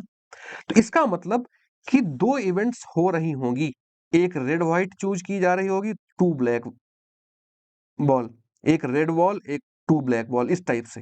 तो मतलब अगर 2 इवेंट्स हैं और कंप्लीट करना है हमें, तो दोनों को मल्टीप्लाई में लिखते हैं, अगर और चांसेस होंगे तो उनको प्लस करके लिखते हैं।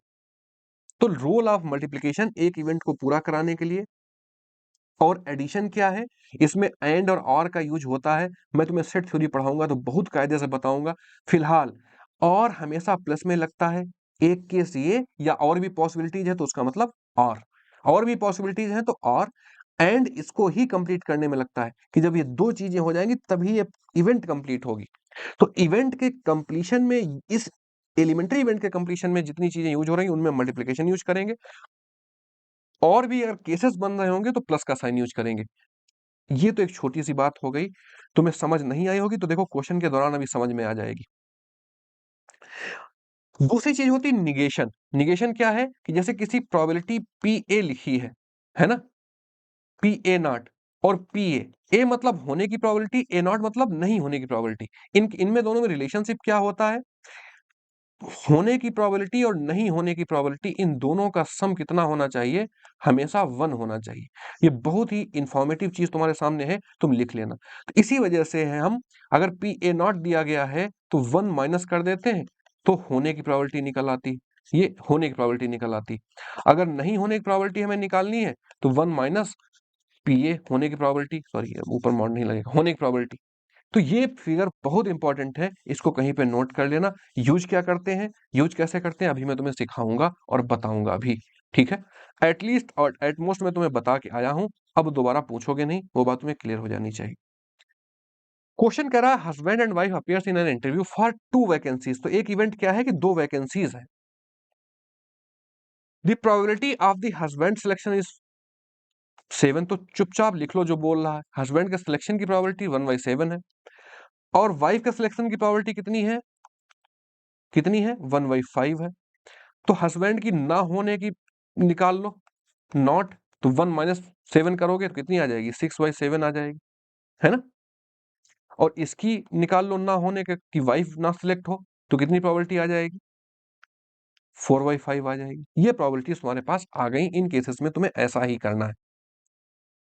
बोला if the events are independent, मतलब कुछ कॉमन नहीं है उनमें, हम मल्टीप्लाई करके उनको आराम से लिख सकते हैं।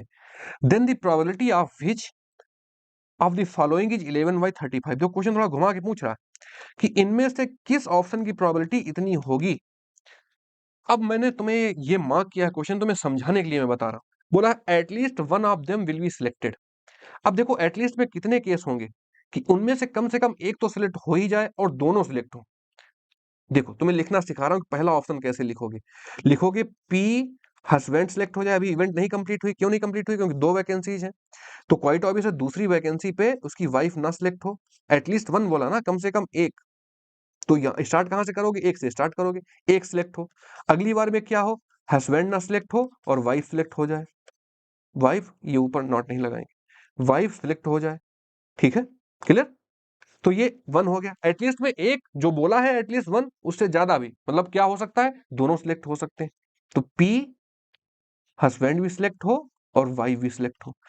तो देखो, अगर और चांसेस थे तो हमने प्लस का साइन यूज किया, और इवेंट को कंप्लीट करने के लिए कि भाई दो वैकेंसीज के लिए दे रहे हैं इंटरव्यू, तो दो वैकेंसीज कंप्लीट हो जाए उसके लिए मल्टीप्लिकेशन का यूज किया। तो यहाँ पे दोनों रूल तुम्हें पता हो जाने चाहिए। क्लियर? इन प्रॉपर प्रोबेबिलिटीज का सम निकालोगे। हस्बैंड के होने की प्रोबेबिलिटी कितनी थी, 1/7, और वाइफ के ना होने की प्रोबेबिलिटी 4/5। छोटी सी कैलकुलेशन होगी, हस्बैंड की ना होने की 6/7 और वाइफ के होने की 1/5, प्लस हस्बैंड के होने की प्रोबेबिलिटी 1/7 और इसकी 1/5। तो कितना आएगा, 35 एलसीएम आ जाएगा, और ऊपर कितना होएगा, 4 + 6 + 1, 11/35 आंसर आ गया। एक तो देखो ये तरीका था, इस क्वेश्चन के माध्यम से तुम्हें सारी चीजें मैं क्लियर करा दूंगा। एक तो ये तरीका था। एटलीस्ट 1 में सारे केसेस होंगे, केवल कौन सा केस नहीं होगा कि जिनमें वो दोनों ना सिलेक्ट हो रहे हो। देखो, जैसे 2 कॉइन की टॉसिंग में टोटल आउटकम्स कितने थे, 4 थे, ऐसे ही इस इवेंट में टोटल पॉसिबिलिटी कितने सैंपल स्पेस में कितने होंगे, केवल 4 होंगे। कौन से, जिसमें दोनों सिलेक्ट हो रहे हैं, जिसमें दोनों ना सिलेक्ट हो रहे हो, एक सिलेक्ट हो रहा दूसरा ना हो रहा हो, दूसरा अगर हो रहा है तो पहला ना हो रहा हो, बस 4 केसेस। टॉसिंग ऑफ 2 कॉइन्स और ये क्वेश्चन बिल्कुल सेम है, बस न्यूमेरिक डिफरेंसेस हैं, प्रोबेबिलिटीज में डिफरेंसेस हैं। बात को समझे? तो अब इसमें क्या करोगे कि जैसे उसमें केसेस निकलते थे वैसे इसमें केस निकल रहे हैं। तो ये लिंक करो, चीजें समझो। अगर हम 1 माइनस क्या कर देते कि दोनों ना सिलेक्ट हो रहे हों, वाइफ भी ना सिलेक्ट हो रही हो और हस्बैंड भी ना सिलेक्ट हो रही, तो सारे केसेस क्या बच जाते कि एटलीस्ट 1 सिलेक्ट होना। ये तीनों केसेस वही हैं जिसमें लिखा है एटलीस्ट 1 सिलेक्शन। तो कभी भी अगर सारे केसेस हमें नहीं निकले हैं, हमें कम में काम चलाना है, तो इस निगेशन का यूज करते हैं कि 1 माइनस क्या करेंगे। अब ये आसान था हमारे पास, वाइफ ना सिलेक्ट हो तो 4/5 उसकी है, और हस्बैंड ना सिलेक्ट हो तो उसकी 6/7 है। कैलकुलेट करोगे तो 35 आ जाएगा, ऊपर 35 माइनस 24 होगा, तो ये 11/35 आ जाएगा। ये दोनों इसके चांसेस हैं। दो तरीके से हम इसको लगा सकते थे। कोशिश करता हूं कि तुम्हें समझ में आ गया होगा। ठीक है, अब दूसरा क्वेश्चन भी देख लेते हैं। बहुत अच्छा क्वेश्चन है, इसके सारे ऑप्शन देख लेते हैं, हमें केवल आंसर नहीं निकालना। फिर मैं तो तुम्हें बताया करता हूं कि मेरे साथ कभी पढ़ रहे हो तो केवल ये मत समझना कि बस क्वेश्चन कर रहे हैं। क्वेश्चन तो बुक्स में सोल्यूशन दिया गया है, टीचर्स सब कराते हैं बतेरे, ये सब नहीं। तुम्हारी एक अंडरस्टैंडिंग डेवलप हो जाए, एटलीस्ट एटमोस्ट बहुत पेनफुल था भाई, मैं पढ़ता था मुझे भी ये कंफ्यूज करता था। तो ये सब तुम्हारा पेन ना रहे, इसी वजह से जो मैं झेल के आया हूं तुम्हें ना झेलना पड़े, मैं इसी वजह से तो बताता हूँ। तभी तो हमारा चीजें पर्पजफुली अच्छी होंगी कि वो तुम्हें ना झेलना पड़े। देखो, वो सब मिटा दिया, ऊपर वाला नहीं मिटाना चाहिए। चलो कोई बात नहीं, तुरंत चुपचाप लिख लेते हैं। टाइम भले तुम्हारा ज्यादा लग रहा है लेकिन बिल्कुल तुम्हें क्लियर हो जाएगा। हस्बैंड की प्रोबेबिलिटी कितनी थी सिलेक्ट होने की, 1/7, तो इसकी ना होने की प्रोबेबिलिटी कितनी थी, 6/7। वाइफ की सिलेक्ट होने की प्रोबेबिलिटी कितनी थी, इसकी थी 1/5, तो ना होने की 1 माइनस करेंगे तो निकल रही थी 4/5। Only one of them will be selected, ये बोला केवल एक सिलेक्ट हो। तो ऐसे दो चांसेस थे जिसमें केवल एक सिलेक्ट हो, एक सिलेक्ट हो एक ना सिलेक्ट हो, यानी हस्बैंड सिलेक्ट हो तो वाइफ ना सिलेक्ट हो, और जब वाइफ सिलेक्ट हो तो हस्बैंड ना सिलेक्ट हो। यही तो था कहानी, बस यही केस है कि जिसमें केवल एक सिलेक्ट हो रहा है। ये तो दोनों इंटरव्यू दे रहे हैं लेकिन केवल एक सिलेक्ट हो रहा है। भाई इंटरव्यू तो दोनों देंगे तभी तो इवेंट कंप्लीट होगी, क्योंकि दो पोस्ट है। बात क्लियर हुई? तो प्रोबेबिलिटी के सारे basic concept, additional, multiplicational, at least, at most, सब कुछ क्लियर हो जाएगा। क्लियर? तो ये कितना हो जाएगा, P 1/7 हो जाएगा, P 4/5 हो जाएगा। W के होने की प्रोबेबिलिटी वाइफ की कितनी है, 1/5, हस्बैंड की ना होने की 6/7। बस कैलकुलेट करोगे 35 आ जाएगा, ऊपर 4 और 6 आ जाएगा, 10/35 कैलकुलेट करोगे आसानी से निकल आएगा। बोला none of them will be selected, तो ऐसा कौन सा केस है जिनमें दोनों ना सिलेक्ट हो, तो केवल एक ही केस था, ये भी ना सिलेक्ट हो और ये भी ना सिलेक्ट हो। बात पल्ले पड़ी, इनके दोनों की प्रोबेबिलिटी लिखी है, 6/7 इंटू 4/5, बस निकाल लोगे, पूछ रहा होगा।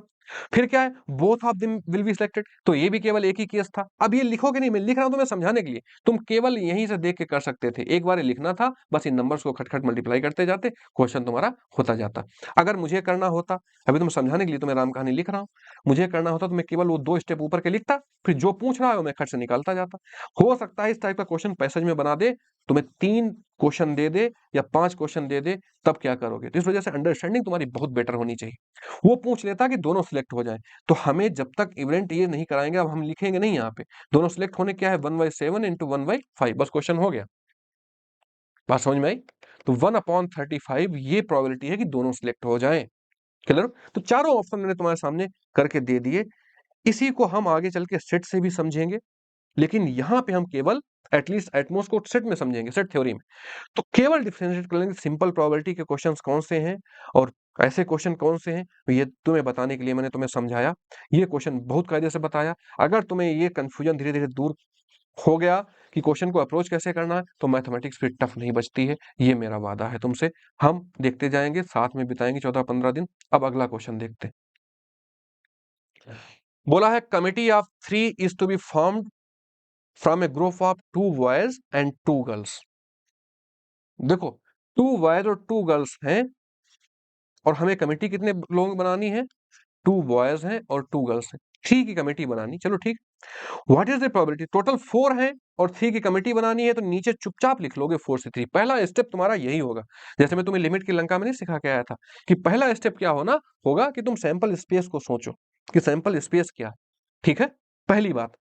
अब ऊपर आ जाओगे। तुम्हें चाहिए क्या? तुम्हें चाहिए वो ये वाला दूसरा वाला सेंटेंस बोल रहा है कि the committee consist of 2 boys and 1 girl. देखो सिलेक्शन यहां से क्या पता लगेगा इवेंट तुम्हारी कैसी है। इवेंट में 3 इंक्लूड होने चाहिए तभी कंप्लीट होगी, तो उसका मल्टीप्लिकेशन का यूज करेंगे। और 2 बॉयज सिलेक्ट करने हैं, तो 2 बॉयज टोटल है, 2 सिलेक्ट करने हैं, 2C2 हो जाएगा। अभी इवेंट कंप्लीट नहीं हुई क्योंकि ये तो 3 के सिलेक्शन की थी, तो मल्टीप्लिकेशन का यूज करेंगे।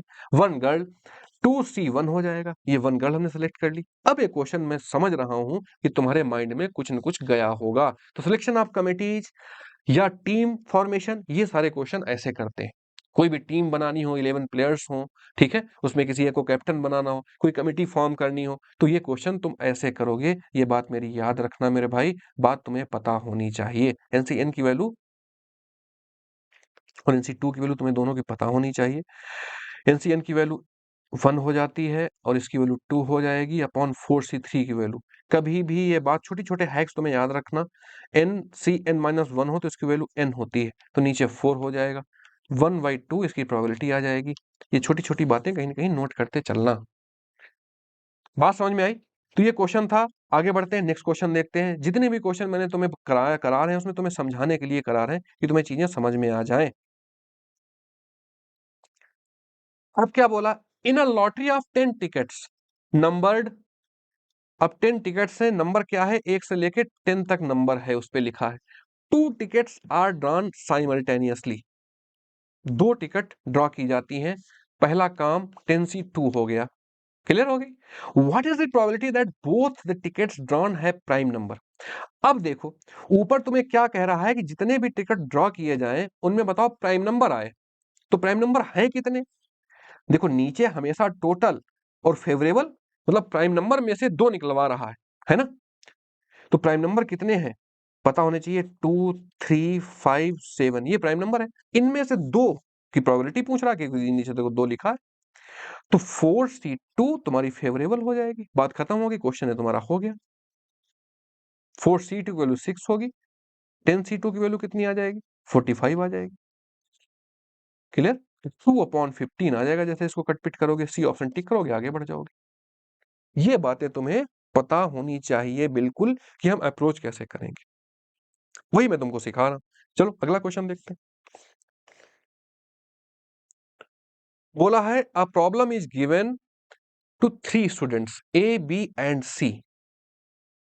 ठीक है मेरे भाई, और तीनों की प्रोबेबिलिटीज दे रखी हैं।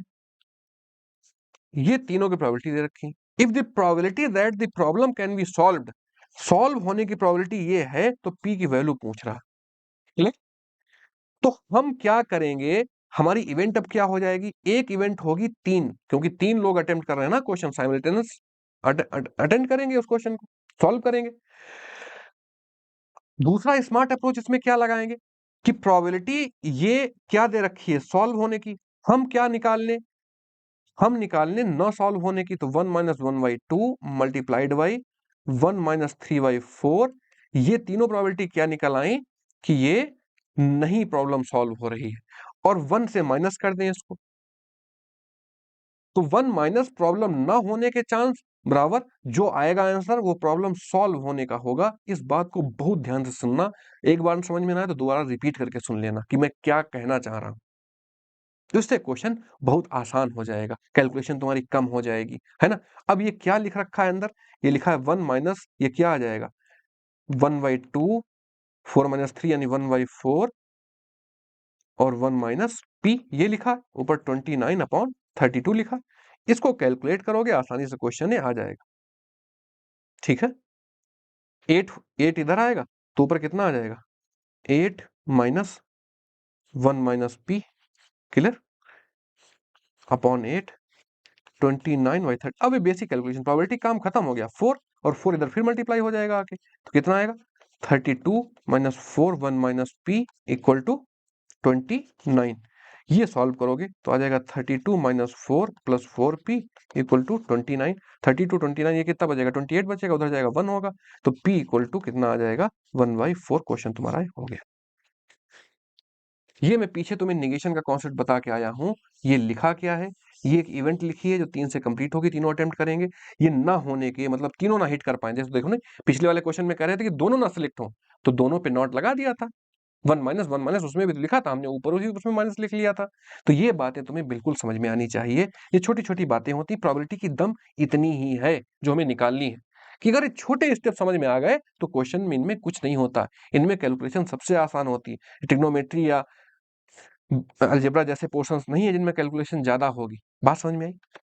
चलो ये क्वेश्चन देखते हैं। In a cricket match a batsman hits a 6 8 times out of 60 balls. देखो 8 टाइम्स हिट करता है आउट ऑफ 60 बॉल्स, 6 हिट करता है। तो 6 हिट करने की प्रोबेबिलिटी तुम्हें नहीं दिख रही, इसमें ज्यादा कुछ दिया ही नहीं गया, तो चुपचाप जो दिया गया उसको लिख लोगे। ये क्या है, ये 6 हिट करने की प्रोबेबिलिटी है, और 6 ना हिट करे उसकी प्रोबेबिलिटी क्या हो जाएगी 1 माइनस 8/60। अब पूछ क्या रहा है, यही पूछ रहा कि ball played and he does not hit अ 6, इसकी वैल्यू निकालो, क्वेश्चन तुम्हारा है हो गया 60 ऊपर 52 आ जाएगा।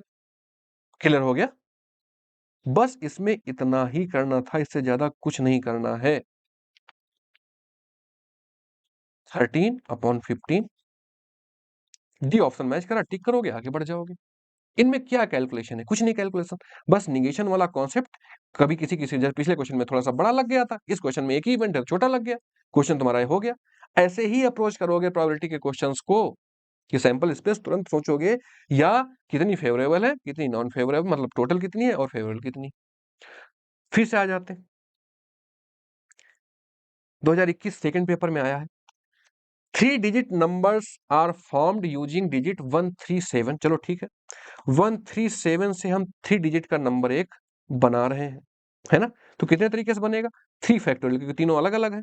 ये कॉन्सेप्ट परम्यूटेशन कॉन्सेप्ट जब मैं बताऊंगा, परम्यूटेशन कॉम्बिनेशन 5% दिक्कत करता है, पूरी प्रोबेबिलिटी में 5% प्रॉब्लम क्रिएट करेगा। 95% आपकी केवल एनसीआर की आप वैल्यू निकालना जानते हो, प्रोबेबिलिटी हो जाती है। परम्यूटेशन कॉम्बिनेशन जो पढ़ेंगे तब ये दर्द भी तुम्हारा दूर हो जाएगा। तो टोटल नंबर कैसे बना सकते हो 3 फैक्टोरियल टाइप से, है ना। मतलब टोटल नंबर कितने बनेंगे 6 नंबर बनेंगे, तो 6 तुम्हारा सैंपल स्पेस हो गया। अब चाहिए क्या, तो कैसे बन जाएंगे 137 होगा, 3 नंबर की डिजिट ऐसे ही तो बनेगी, 731 होगा, और वो सब निकल गए 3 फैक्टोरियल यानी 6 नंबर आ गए। अब कह रहा है कि ऐसे नंबर बताओ, नंबर की प्रोबेबिलिटी बताओ जो डिविजिबल हो किससे 3 से। अब तुम्हें पता है कि 3 से डिविजिबिलिटी होने के लिए क्या होगा कि उनका सम कितना होना चाहिए, 3 से डिविजिबल होना चाहिए। तो सम कितना निकल रहा है 1 7 3 11 निकल रहा है। अब जितने भी नंबर लिखो डिजिट तो वही रहेंगी, तो सम तो 11 ही हमेशा आएगा। तो ऐसा कोई भी नंबर नहीं है जो 3 से डिवाइड हो रहा हो, तो 0 0/6 यानी 0 प्रोबेबिलिटी इसकी आ जाएगी। ये इम्पॉसिबल इवेंट है, इसकी प्रोबेबिलिटी नहीं निकलेगी, मतलब निकलेगी 0 आएगी। छोटी छोटी अगर तुम्हें बातें पता हैं तो चीजें तुम्हें दिक्कत नहीं करेगी। क्लियर?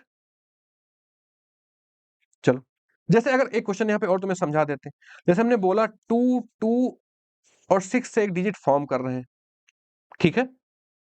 थोड़ा सा क्वेश्चन तुम समझ लो इसको, या 2 4 6 ले रहे हैं, तो कितनी डिजिट फॉर्म होंगी 3 डिजिट का एक नंबर फॉर्म कर रहे हैं और 3 डिजिट हमारे पास है, तो 3 फैक्टोरियल टाइप से फॉर्म होगी। टोटल डिजिट कितनी होंगी? 3। और क्वेश्चन में तुम्हें बोल दूं कि ऐसे कितने केसेस प्रोबेबिलिटी क्या होगी जब ये 2 से डिवाइड हो रहा हो, ये सारे नंबर 2 से डिवाइड हो रहे हैं। देखो 2 से डिवाइड होने के लिए क्या होता है कि लास्ट में तुम्हारा इवन नंबर हो, तो ये सारे नंबर 2 से डिवाइड होंगे, मतलब 6 के 6 केसेस 2 से डिवाइड होंगे, टोटल 6 आ रहे थे, प्रोबेबिलिटी 1 मतलब श्योर इवेंट। तो एक के साथ में ये भी समझ लो, ये बोनस चीज समझ लो। प्रोबेबिलिटी इसमें केवल इतनी ही थी, ये तो परम्यूटेशन का कॉन्सेप्ट था। प्रोबेबिलिटी तो इसमें बहुत छोटी सी थी, प्रोबेबिलिटी तो इतनी ही है। तो हर एक चैप्टर को अगर ऐसे देखने का नजरिया तुम्हें क्लियर हो जाएगा कि उसके बेसिक्स क्या हैं, उसमें चीजें कितनी अप्लाई हो रही हैं, तो इम्प्लीमेंटेशन बहुत आसान हो जाता है और तुम्हें एग्जैक्टली पता भी चल जाता है। देखो ये क्वेश्चन प्रोबेबिलिटी तो बहुत छोटा होगा, इसमें तुमसे रियल नंबर, तुमसे नेचुरल नंबर, तुमसे क्वाड्रेटिक इक्वेशन का कॉन्सेप्ट जानना चाहता है। ये क्वेश्चन मेरे भाई प्रोबेबिलिटी का नहीं है। प्रोबेबिलिटी तो बहुत आसान इसमें लग रही, चलो देखते हैं क्या कह रहा है। What is the probability that the roots of the equation are real? इसके रूट्स रियल हो, कंडीशन क्या दे रखी है? n नेचुरल नंबर से बिलोंग कर रहा है और 4 से छोटा है, तो यानी 1 2 3 केवल n की जगह पे ले सकते हो, नेचुरल नंबर ही तो होते हैं और 4 से छोटे। तो जैसे ही तुम x square plus x plus, मैं तुम्हें लिखने के लिए समझा रहा हूं, तुम वैसे ही समझ लोगे। यहां 1 पुट करोगे तो इसके रूट्स तुम्हें याद है, omega omega square complex roots आएंगे। 2 पुट करोगे अभी भी बी स्क्वायर माइनस 4ac, ये निगेटिव आता रहेगा, बी स्क्वायर तो 1 ही है, माइनस 4ac ये निगेटिव ही तो आता रहेगा, अभी भी कॉम्प्लेक्स रूट्स आएंगे। क्लियर? और जब यहाँ पे 3 पुट करोगे बी स्क्वायर माइनस 4ac 12, अभी भी ये निगेटिव आता रहेगा। क्लियर? तो अभी भी कॉम्प्लेक्स रूट्स आते रहेंगे। ये छोटी सी बात तुमसे पूछ रहा था कि क्या तुम्हें क्वाड्रेटिक इक्वेशन का कॉन्सेप्ट पता है? बोलो भाई। तो 3 इक्वेशंस के टोटल रूट्स कितने निकलेंगे? 6। और रियल रूट कितने निकले हैं? एक भी नहीं, 0। तो 0 प्रोबेबिलिटी आ रही। अगर यही क्वेश्चन में फ्रेम करता और दूसरा क्वेश्चन बना देता अगले साल और कहता what is the probability of getting 2 real या 2 कॉम्प्लेक्स रूट्स बोल देता, क्या बोल देता? 2 कॉम्प्लेक्स रूट्स। बात समझ में आई? बोलो भाई। 2 कॉम्प्लेक्स रूट्स, तो टोटल रूट्स कितने हैं? टोटल रूट्स हैं 6, तो 6c2, और ऊपर भी कितने रूट्स आए? 6 कॉम्प्लेक्स रूट्स हैं 6c2। यही तुम्हें सीखना है कि ऊपर फेवरेबल भी तो तुम्हारे 6 केसेस हैं कि 6 कॉम्प्लेक्स आ रहे हैं, है ना? तो क्या हो जाएगा इस केस में? क्या होगा इस केस में? होगा कि प्रोबेबिलिटी 1 आएगी, श्योर ही होगा। तुम कोई भी 2 रूट पिक करोगे वो ऑलवेज कॉम्प्लेक्स होंगे, तो श्योर इवेंट है। प्रोबेबिलिटी हमेशा, तुम्हें प्रोबेबिलिटी तुम्हारी डिजायर्ड हमेशा ही मिलेगी। तुम कोई भी 2 नंबर पिक कर लो तो श्योर इवेंट हो जाती है, तो 1 आ जाएगी। इसी क्वेश्चन के माध्यम से हमने तुम्हें 2 चीजें समझाई और अभी क्लियर भी हो गई होंगी कि हम कैसे लिखते हैं। अगर फेवरेबल इसके सपोज 4 कॉम्प्लेक्स रूट आ रहे होते तो हम 4c2 ऊपर करते, है ना? ये चीजें हमें छोटी छोटी नहीं समझ में आती, यही तो पेन है। प्रोबेबिलिटी का कैलकुलेशन है, प्रोबेबिलिटी पेन नहीं है। पेन वो है कि जो हमें छोटी छोटी चीजें समझ नहीं आती। क्वेश्चन ये दे रखा है 245, बोला है 2 digits out of 1 2 3 4 5 digits are chosen at random. तुम्हारे माइंड में चुपचाप चला जाना चाहिए 5c2 एंड मल्टीप्लाइड टुगेदर। इनमें से कोई 2 चूज की जा रही तो टोटल ये हो गई, फिर मल्टीप्लाइड टुगेदर बोल रहा है। What is probability that the last digit is the product appears as 0? देखो अब जो 2 डिजिट तुम ले रहे हो उनको मल्टीप्लाई कर रहे हो, तो उनका मल्टीप्लीकेशन जो आए उसकी लास्ट डिजिट 0 हो, ये कब पॉसिबल है? 2 इंटू 5 पॉसिबल है और 4 इंटू 5 पॉसिबल है, केवल तभी पॉसिबल है। बोलो भाई, ये केवल 2 केसेस में पॉसिबल है।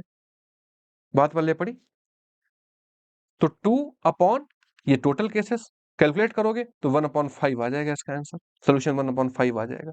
5c2 3c2 4c2 ये सब वैल्यूज तुम्हें बिल्कुल याद हो तो और आसान हो जाएगा, परम्यूटेशन कॉम्बिनेशन भी आसान हो जाएगा, प्रोबेबिलिटी भी आसान हो जाएगी। 1/5 इसका सोल्यूशन आ जाएगा। ठीक है? देखो नंबर्स में ऑर्डर नहीं मैटर कर रहा, 2 इंटू 1 1 इंटू 2, लेकिन अगर यही डाइस होती तो उसमें फिर मैटर करता कि फर्स्ट और सेकंड डाइस हो जाती ना। इसमें नंबर चाहे पहला कोई भी हो मैटर नहीं करेगा। चलो थोड़ी थोड़ी बातें जब परम्यूटेशन कॉम्बिनेशन बताएंगे तब तुम्हें वो भी सब बिल्कुल क्लियर हो जाएगा। क्वेश्चन ये लिख रखा है, what is the probability of getting a composite number in the list of natural numbers. देखो ये प्रोबेबिलिटी तुम्हारा दर्द नहीं है, तुमको यही नहीं पता है कंपोजिट नंबर क्या होते हैं। तुम्हारा पेन तो ये है, तुम्हें ये नहीं पता है कि कंपोजिट नंबर क्या होते हैं। देखो 1 से 50 में क्या होगा कि पूछ रहा है, देखो टोटल नंबर ऑफ 50 केसेस हो जाएंगे। What is probability getting a composite, एक number getting a composite number, एक नंबर। तो 50 में से एक 50 तरीके से चुन सकते हो, या ये नहीं पता तो 50C1 कर लो। ठीक है, 50 तरीके से चुन सकते हो। और किसका चुनना है? कंपोजिट नंबर का। तो प्राइम नंबर तुम्हें पता हो, कंपोजिट तो ज्यादा होंगे, प्राइम नंबर पता हो तो क्वेश्चन आसान तुम्हारा हो जाएगा। प्राइम नंबर कौन से? 2 से स्टार्ट होते हैं, 2 3, और कौन कौन से हो जाएंगे? 5 7 11 13, ये पता होना चाहिए भाई। 17 19 23 29, जो अपने से डिवाइड हो या तो 1 से, और किसी से डिवाइड ना हो, प्राइम नंबर। 2 सबसे पहला प्राइम नंबर है। 1 ना तो कंपोजिट है, कंपोजिट भी नहीं है, ये कहीं पे लिख लेना, और प्राइम भी नहीं है। ये छोटी बात अगर नहीं पता तो क्वेश्चन फिर तुमसे नहीं हो पाता, तुम गलत करके टिक टिक ही नहीं करना चाहिए था अगर ये बातें नहीं पता है। ठीक है, अगर ये बातें पता है तो क्वेश्चन में बहुत ज्यादा नहीं, थोड़ी सी वैल्यू लिखते क्वेश्चन हो जाता। फिर 31 प्राइम है, किसी से नहीं डिवाइड होता है, अपने से या तो 1 से। उसके बाद 37 है ना।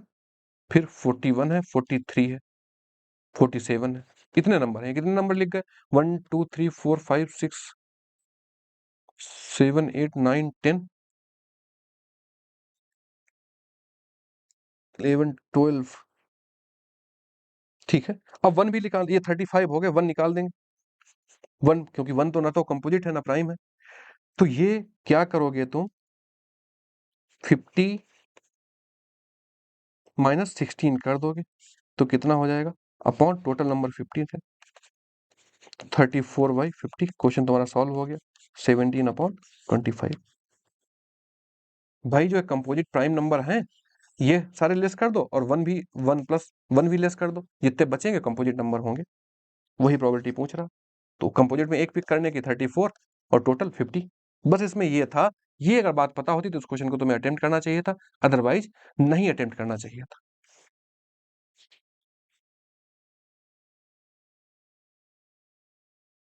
क्वेश्चन ये लिख रखा है, if n is greater then 7, what is the probability that, ये क्या लिखा है? इज ए मल्टीपल ऑफ 7 लिखा है, ये लिख रखा है NC7। ठीक है, NC7 is multiple of 7, n is greater then 7। देखो जैसे ही n अगर 7 से बड़ा हो जाएगा तो कोई ऐसी वैल्यू नहीं होगी कि 7 मल्टीप्लाई होगा, नो वैल्यू। और बात तुम्हें बता रहे, कभी भी जीरो दिखे तो चुपचाप जीरो टिक करना, मोस्ट ऑफ द केसेस में जीरो ही आंसर आता है। तो परम्यूटेशन कॉम्बिनेशन जब पढ़ेंगे तो जो छोटा छोटा पेन बचा है वो भी खत्म हो जाएगा। अदरवाइज मैंने तुम्हें बता दिया क्लियरली कि 5% से ज्यादा परम्यूटेशन कॉम्बिनेशन का रोल नहीं है। तो जैसे ही n ग्रेटर देन 7 करोगे तो जो नंबर मिलेगा वो कोई भी डिविजिबल नहीं होगा 7 से। तो 0/NC7। बात समझ में आई? तो 0 आ जाएगा, ये बात तुम्हें क्लियर होनी चाहिए। ए ऑप्शन टिक करोगे, आगे बढ़ जाओगे। फिर बोल रहा है, a number x is chosen at random from first n natural number. First n natural number से x चूज किया जा रहा है। What is the probability that the number chosen satisfy this equation. अब ये फिर से क्वेश्चन किसका रह गया? ये प्रोबेबिलिटी क्वेश्चन नहीं है। फिर तुम्हें बता रहा हूं, पहला पूरा पार्ट प्रोबेबिलिटी पे डिपेंड नहीं करता है, बस छोटी छोटी चीजों में तुम्हें फंसाता है। प्रोबेबिलिटी क्वेश्चन कौन से हैं? डाइस वाला हो गया, अदर चीजें हो गई। तो इसको कैसे सॉल्व करोगे? इसका सिंपल सा मसला है, एक्स इधर एलसीएम लोगे तो क्या क्या आ जाएगा? X square plus 1 x is greater than 2। ये सॉल्व होके क्या आएगा? X square minus 2x plus 1 is greater than 0। Clear?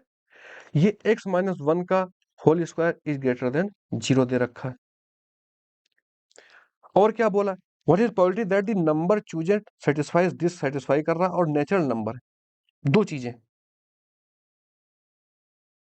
ठीक है, अब x यहाँ अपॉन में था तो x कभी भी 0 होगा नहीं, एक पहली बात, x is never equal to 0।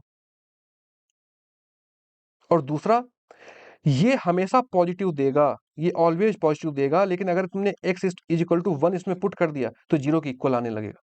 तो 1 कभी इसमें पुट नहीं करोगे, 1 पुट करोगे तो 0 की इक्वलिटी है नहीं। तो हम सारे नंबर लेंगे, नेचुरल नंबर कहां से, 0 तो ले नहीं रहे, ठीक है। तो 0 टू इंफिनिटी ये नंबर हो जाएंगे, ओपन रहेगा 0 पे क्योंकि 0 इंक्लूड नहीं कर रहे हैं, 0 टू इंफिनिटी सारे नंबर ले रहे हैं, और माइनस क्या कर रहे हैं, 1, ये ऑलवेज होल्ड करेगा। तो ये कितने नंबर हैं ऐसे, n-1, क्लियर। और टोटल नंबर क्या था, n था, n-1 अपॉन n इसकी प्रोबेबिलिटी आ जाएगी। भाई नेचुरल नंबर इसमें कितने बचेंगे, 2 से स्टार्ट करेंगे, 2 3 4 5, क्यों, 1 तो हम ले नहीं रहे ना, 1 नहीं ले रहे, तो सारे नेचुरल नंबर कहां तक, n नंबर्स तक जाएंगे, और एक नंबर नहीं हो, कौन सा, पहला वाला नंबर नहीं होगा। बस ये टेक्निकल लैंग्वेज में लिखा है, इस वजह से तुम्हें समझ नहीं आ रहा, मैं इसको ऐसे लिख लो। बात क्लियर हुई। तुम्हारे पास नंबर कितने बचे, हम कितने नंबर ले सकते हैं, 1 हम नहीं ले सकते हैं, तो 1 नहीं लिए, और सारे नेचुरल नंबर ले सकते हैं, तो n-1 नेचुरल नंबर हो गए।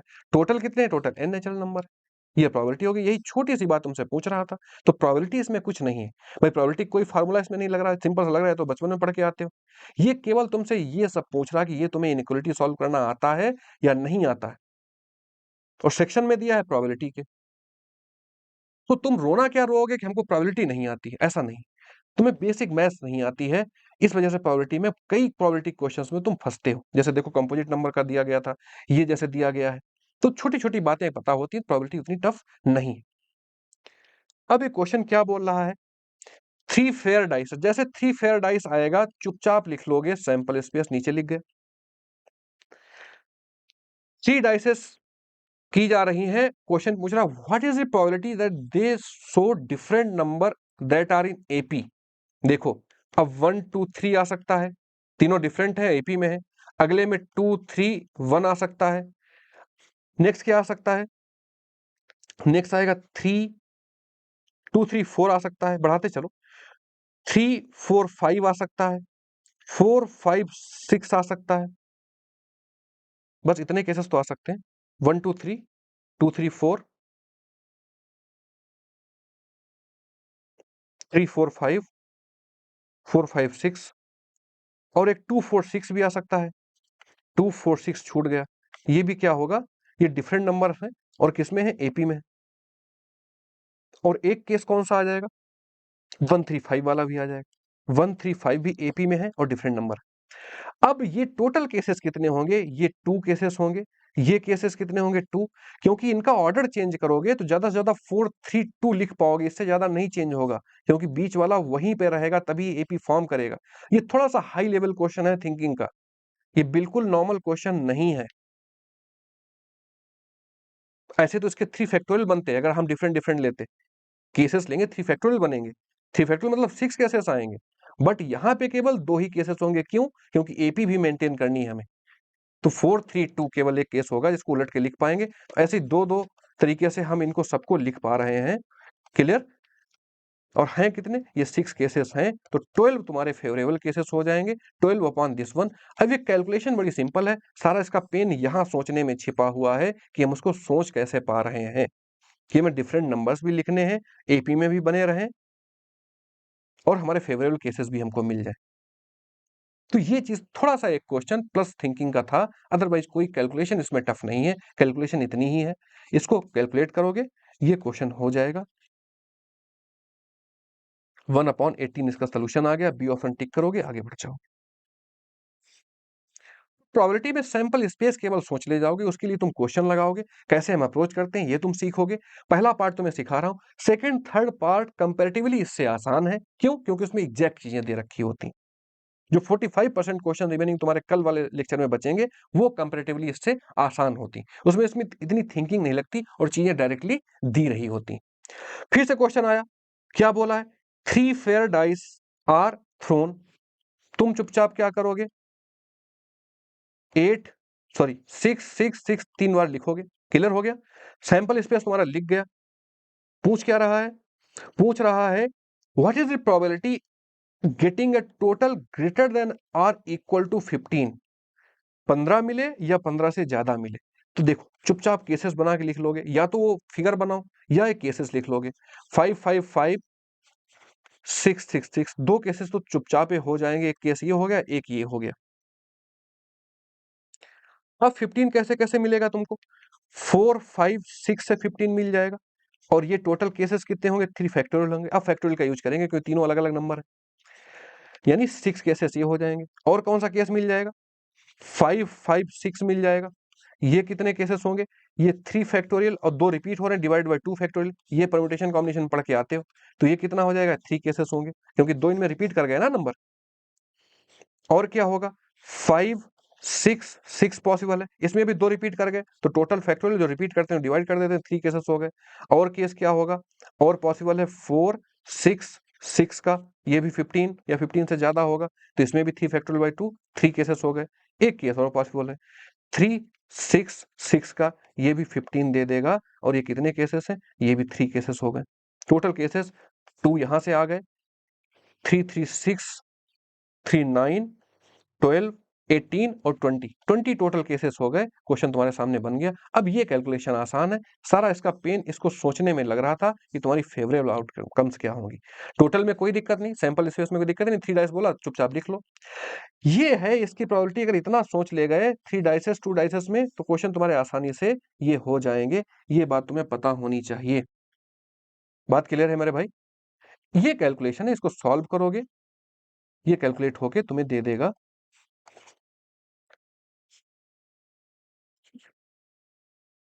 इसे सॉल्व कर लोगे, ठीक है, तो 5 अपॉन नीचे 54 आ जाएगा। डी ऑप्शन टिक कर दोगे, आगे बढ़ जाओगे। तो प्रोबेबिलिटी में फिर मैं बता रहा हूं, पूरे चैप्टर्स में कैलकुलेशन सिंपल ही है, केवल तुम्हें सैंपल स्पेस को सोचना है, उतना ही तुम्हें काम करवा रहा है। थोड़े से परम्यूटेशन कॉम्बिनेशन के बेसिक कॉन्सेप्ट पता हो तो चीजें आसान हो जाएंगी। ए पार्ट में तुम्हें ऐसे ही अप्रोच करना है। फिर से देखो आ गया क्वेश्चन, 2023 पार्ट 1 में पूछा गया। बोला 3 dice are thrown, what is the probability that each face shows only multiple of 3? चुपचाप तुम्हें पहला काम क्या करना है, 3 डाइस है, सैंपल स्पेस तुम्हारा लिख गया, सैंपल स्पेस ऐसे ही लिखना है। What is the probability that each face shows only multiple of 3? तो मल्टीपल ऑफ 3 कैसे होगा? या तो तीनों 3 3 होंगे, या तीनों 6 6 होंगे, या एक पे 3 होगा, दो पे 3 होगा, एक पे 6 कर लो, या एक पे 3 होगा और दो पे 6 होगा। तो केसेस कितने होंगे? ये तो केवल एक केस होगा, ऑर्डर चेंज करने में कोई फर्क नहीं पड़ेगा।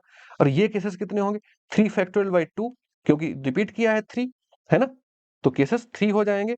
और ये क्या होगा? ये भी 3 केसेस हो जाएंगे। क्वेश्चन तुम्हारा सॉल्व हो गया। टोटल केसेस कितने फेवरेबल आ गए?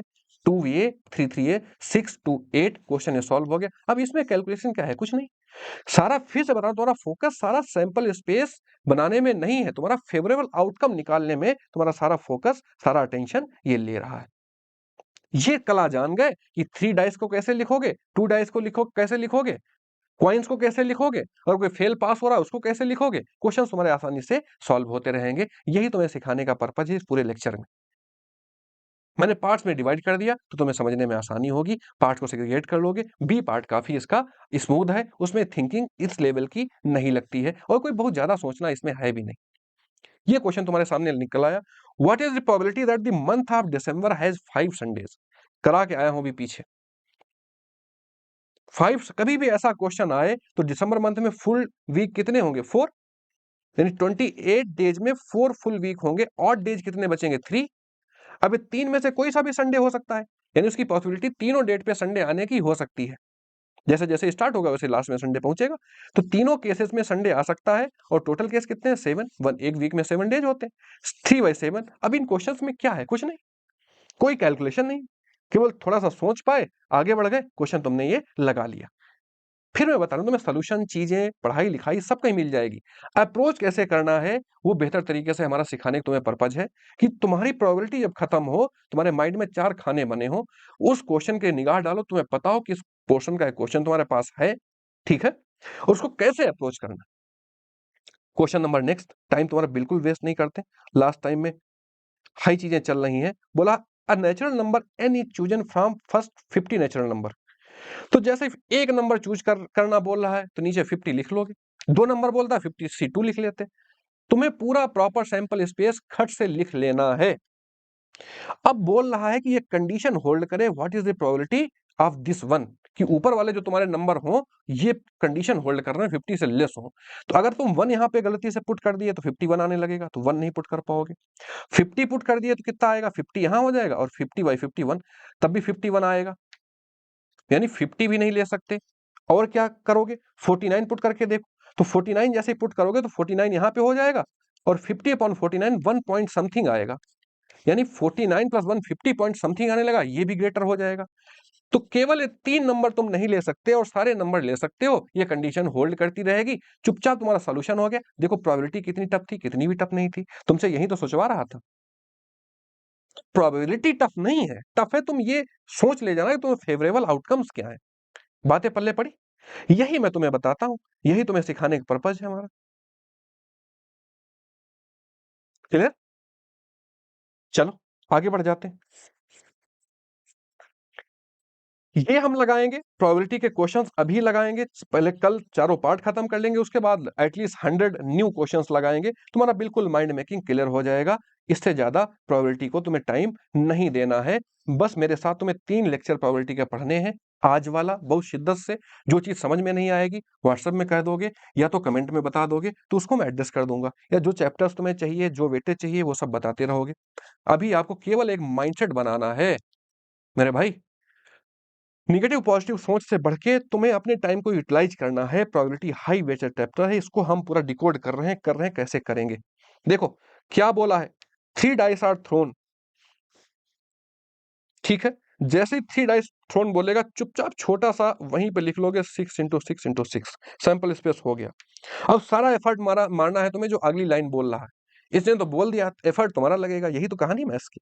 What is the probability of getting a sum which is perfect square. अब देखो, तुम्हें 3 डाइस में पता है सम कहां से कहां तक आता है, 3 से लेके 18 तक ही तो आता है। अब इसमें परफेक्ट स्क्वायर कितने हैं, एक 4 है, एक 9 है, एक 16 है, बस इतने ही परफेक्ट स्क्वायर हैं इसमें। अब इसको तुम दो तरीके से कर सकते हो। 4 के कितने केसेस होंगे, 1 1 2, केवल इतनी ही पॉसिबिलिटी है। इसको अब लिखना सिखा चुका हूं, अब सीख गए होगे। 3 factorial divide by 2 factorial equal to 3 आ जाएगा, क्योंकि दो चीज नंबर रिपीट हो रहे हैं ना। क्लियर?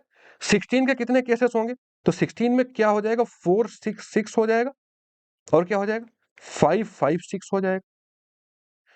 यही केवल केसेस होंगे। ये कितने केस होंगे, 3 फैक्टोरियल डिवाइड बाई 2 यानी 3 केसेस, और ये कितने केस होंगे, 3 फैक्टोरियल डिवाइड बाई 2 यानी 3 केसेस, क्योंकि दो रिपीट कर रहे हैं। अब बचा 9। 9 कितने तरीके से लिखा जा सकता है, एक तो 1 2 6 लिखा जा सकता है, ठीक है। दूसरा 2 2 5 कर लोगे, 4 5 9 हो जाएगा। और तीसरा क्या कर लोगे, 3 1 5 कर लोगे, तब भी 9 हो जाएगा। और 1 4 4 कर लोगे। इसमें थोड़ा सोचने में टाइम लगेगा, थोड़ा सा यही टाइम लगता है, और तो कोई कैलकुलेशन में तो टाइम ही नहीं लगता है। अब भाई बिल्कुल क्वेश्चन तुम्हें देख के वैसा हिस्ट्री ज्योग्राफी थोड़ी ना है कि आधा टिक करे आगे बढ़ गए। 1 4 4 और 3 2 9 लाना है, 3 2 5 और 4 हो जाएगा, 3 2 4 हो जाएगा, ठीक है। और एक केस और कौन सा आएगा, एक केस और आएगा 3 3 3 वाला, ये केवल सिंगल केस है, ये केवल सिंगल केस है, ठीक है। अब इन केसेस को निकालना मैं तुमको बता के आया, तीनों अलग अलग हैं। 3 फैक्टोरियल यानी 6, ये इसमें 2 रिपीट कर रहे हैं यानी 3, इसमें तीनों अलग अलग हैं तो 6 हो जाएगा। इसमें 2 रिपीट कर रहे हैं 3, इसमें तीनों अलग अलग हैं तो 6 हो जाएगा, ठीक है। ये चीजें हो गई, बस क्वेश्चन तुम्हारा ये हो गया। इन सबको कैलकुलेट करो कितना आएगा, 3 3 6 6 और 3 9 10 आ गया, ठीक है। ये 10 यहां हो गया, और ये केसेस कितने हो जाएंगे, 6 6 12 3 15 15 और 3 18 18 24 और 10 34 केसेस आ गए। ये कहानी हो गई, 34 केसेस आ गए। कैलकुलेट करोगे, ये सिंपल सी कैलकुलेशन है, 17/18 आ जाएगा। ये ऑप्शन टिक करोगे, आगे बढ़ जाओगे, 108, 17/108, ठीक है। दूसरा मेथड तुम्हें बताते हैं, अभी तुम्हें सिखा के आया हूं। एक तो ये तरीका, इसमें थोड़ा सा सोचना तुम्हें ज्यादा पड़ता है। दूसरा मेथड तुम्हें बताते हैं जो मैं भी बता के आया हूं कि कैसे इसको लगाओगे, कैसे अप्रोच करोगे दूसरे मेथड से। दूसरे मेथड से इसको कैसे अप्रोच करोगे, देख तुम्हें छोटा सा तुम्हें फिगर इसमें दो याद करने हैं। डाइस इसका हीरो है पहले पार्ट का। बहुत क्वेश्चन तुम्हारे सामने भर भर के क्वेश्चन पूछा जाता है। मैंने तुम्हें बताया था सिंपल सा ये एक बनाओगे, ठीक है। और कहां से स्टार्ट करोगे, सम, ये सम बाहर वाली जोन में लिखते थे। 3 4 5 6 7 8 9 और 10 तक जाते थे। कहां तक जाते थे, 10। और फिर इधर से 11 12 13 14 15 16 17 18। बस इतने सम तो पॉसिबल है, सम यही तो पॉसिबल है। ये यहां पे तुमको याद करना था 1 3 और क्या हो रहा था, 6 हो रहा था, 10 हो रहा था, 15 हो रहा था, 21 हो रहा था, 25 और 27 यहां याद करना था। यहां फिर से सिमेट्री 27 25 21 और 15 और कितना, 15 के बाद 10, 10 के बाद 6। बस ये याद करना था और कुछ नहीं, इससे डायरेक्ट हो जाएगा। ये सब सम लिखा है और सम तुम्हें चाहिए कितना था, परफेक्ट स्क्वायर का। यानी सम कितना कितना आ रहा होता, 4 आ रहा होता, और कितना आ रहा था, 9 आ रहा था, और 16 आ रहा था। अब इस सम आने की टोटल नंबर तुम्हारे पास कितने से, 6 इंटू 6 इंटू 6। फेवरेबल आउटकम 6 कहां पे, 4 कहां पे आ रहा, 4 ये आ रहा, 3 केसेस ये हो गए। 9 कहां पे आ रहा, 25 केसेस ये हो गए, 25 3 कितने हो गए, 28। और 16 कहां पे आ रहा, 6 34। इसमें केवल तुम्हें ये याद होता तो कुछ नहीं करना, कोई सोचना वोचना ही नहीं। तीनों डाइस के सिंपल से मुस्कुराते हुए क्वेश्चन तुम्हारे होंगे अगर ये तुमको याद है। और 2 डाइस का भी बता के आया हूं तुमको। मैं दोनों मेथड बता रहा हूं, जो दोनों मेथड में तुम्हें सही लगे वो तुम कर लेना, क्वेश्चन तुम्हारा आसानी से हो जाएगा। इसमें केवल बनाने में जरा सा एफर्ट है और सिमेट्री है, खास बात सिमेट्री है कि 3 से लेके 18 तक सम लिखना, उसके बाद चुपचाप आगे बढ़ जाना है। ये क्वेश्चन ऐसे मैंने तुम्हें 2 तरीके से बताया, अब जो तुम्हें सुटेबल लगे उसको फॉलो कर लेना। नेक्स्ट क्वेश्चन दे रखा है, 2 distinct natural number from 1 to 9 are picked. चलो अच्छी बात है, 1 से 9 तक नंबर लिए जा रहे हैं at random. What is the probability that their product has 1 in its unit place? 1 in its unit place. चुपचाप 2 नंबर लिए जा रहे हैं तो 9C2 हो जाएगा। अब यूनिट प्लेस पे क्या है, 1 होना चाहिए। तो ऐसे कितनी पॉसिबिलिटी है, 3 इंटू 7 और 7 इंटू 3, और कोई पॉसिबिलिटी नहीं। बस 2 ही पॉसिबिलिटी है। बात क्लियर हुई, बोलो भाई, ये बात क्लियर हुई या नहीं क्लियर हुई।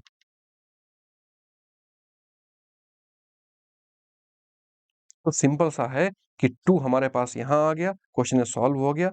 1/36 आ जाएगा, इसको सॉल्व करोगे, डी ऑप्शन टिक करोगे, आगे बढ़ जाओगे। बस इतना करना था तुम्हें। चलो नेक्स्ट क्वेश्चन देखते हैं। 2 dice are thrown, 2 dice thrown की जा रही, what is the probability that difference of number on them is 2 और 3। ये तो आसानी से कर लोगे, जैसे ही बोला 2 डाइस, सिंपल सा 6 इंटू 6 लिखो। अब डिफरेंस 2 हो या 3 हो तो ऐसे नंबर लिख लो, 4 2 हो जाएगा। अब बार बार ये नंबर रिपीट मत करो, ये माइंड में ये चला लो कि 2 केसेस ऐसे होंगे। और 3 5 हो जाएगा, तो 2 केसेस इसके भी ऐसे हो जाएंगे। 1 3 हो जाएगा, 2 केस ये हो गए, है ना। 4 6 हो जाएगा, 2 केसेस ये हो गए। 1 4 हो जाएगा, 2 केसेस ये हो गए। 2 5 हो जाएगा, 2 केसेस ये हो गए। और 3 6 हो जाएगा। बस इतनी पॉसिबिलिटी है। अब ये केस कितने टोटल हुए, 2 2 8 8 16, ठीक है। और 2 14, सॉरी 6 6 12 और 2 14, ठीक।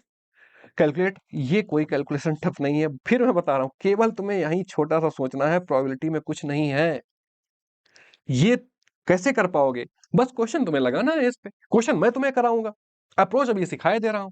100 नए क्वेश्चंस इसमें मैं जरूर कराऊंगा। अभी तो डिकोड करके तुम्हारे लिए लाया हूं, थोड़ा सा एफर्ट डाल के कि कितने पार्ट में डिवाइड करो और कैसे चीजें हों, तो कैसे करोगे, ये बात तुम्हें पता होनी चाहिए। वही मैं तुम्हारे लिए सफर आसान तुम्हारा बना रहा हूं मेरे भाई। सिंपल सी कहानी ये है कि तुम्हारा सफर मैं आसान बना रहा हूं।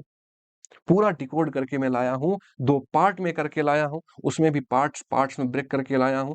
पूरी एनालिसिस की है कि कितने परसेंटेज क्वेश्चन कहां से आते हैं। बस तुम्हें थोड़ा-सा तुम्हारा कभी-कभार माइंड हीट करेगा, समझ में नहीं आ रहा कैसे हो गया? नहीं, एक एफर्ट अच्छा डालोगे, अच्छा खासा क्वेश्चन आता है। इतना सेग्रीगेट करके, इतना डिवाइड करके तुम्हें कोई नहीं बताएगा। फिर मैं बता रहा हूँ। तो तुम्हारी सहूलियत के लिए है, ये मैंने एफर्ट डाले हैं, तुम्हारा सफर आसान करने के लिए। बातें क्लियर हुई? लास्ट का टाइम है, मोहब्बत से पढ़ो। देखो लास्ट में ये तो होता है कि सब कुछ भूला जा रहा है। अरे भाई सब कुछ भूला जा रहा है, कोई बात नहीं, माइंड की ये नेचुरल प्रोसेस होती है। सबकॉन्शियस में पड़ा रहता है। एग्जाम जब दोगे तो रिकॉल होता है, लेकिन ऐसे लगता है सब कुछ भूला जा रहा है। मॉर्निंग रिचुअल फॉलो, इसी वजह सुबह-सुबह तुम्हें जगाने के लिए मैं लेके आया हूँ। लाइव आ जाया करो भाई। 7 साढ़े 7 बजे के बीच में आता है कि चैप्टर रिवाइज करा देते हैं, कुछ क्वेश्चन कर लेते हैं, क्वेश्चन अब बढ़ा भी देंगे। आज सब बच्चे खूब कमेंट भी किए थे, सॉल्व भी कर रहे थे। तो छोटा-सा अपना कारवां है, हम लेके आगे बढ़ रहे हैं। ठीक है? चल मेरे भाई, आगे बढ़ते हैं धीरे-धीरे। क्या बोल रहा है? बोल रहा है in a class there are n students. चलो अच्छी बात है। देखो ये थोड़ा-सा इसमें परम्यूटेशन यूज़ होता है। वही दिक्कत है और कोई दिक्कत इसमें नहीं है। तुम्हें ये बात पता हो कि सिटिंग अरेंजमेंट या जो राउंड माला बुनी जाती है उस सब के कॉन्सेप्ट में बताऊंगा। परम्यूटेशन कॉम्बिनेशन का दम लेके आऊंगा जल्दी ही, उसकी दम निकाली जाएगी। n स्टूडेंट्स हैं including the student p and q। What are the probability p and q sit together if seats are assigned randomly. एक साथ बैठने की प्रोबेबिलिटी क्या उनकी होगी वो पूछ रहा है। तो n फैक्टोरियल टोटल केसेस होंगे जिनमें वो बैठ सकते हैं। n स्टूडेंट है, n फैक्टोरियल टाइप से बैठ सकते हैं, सिंपल सा हो गया। इन दोनों की बैठने की प्रोबेबिलिटी तो कभी राउंड में या दो के सिटिंग की प्रोबेबिलिटी n-1 फैक्टोरियल होती है। 2 है तो 2 से मल्टीप्लाई कर दोगे।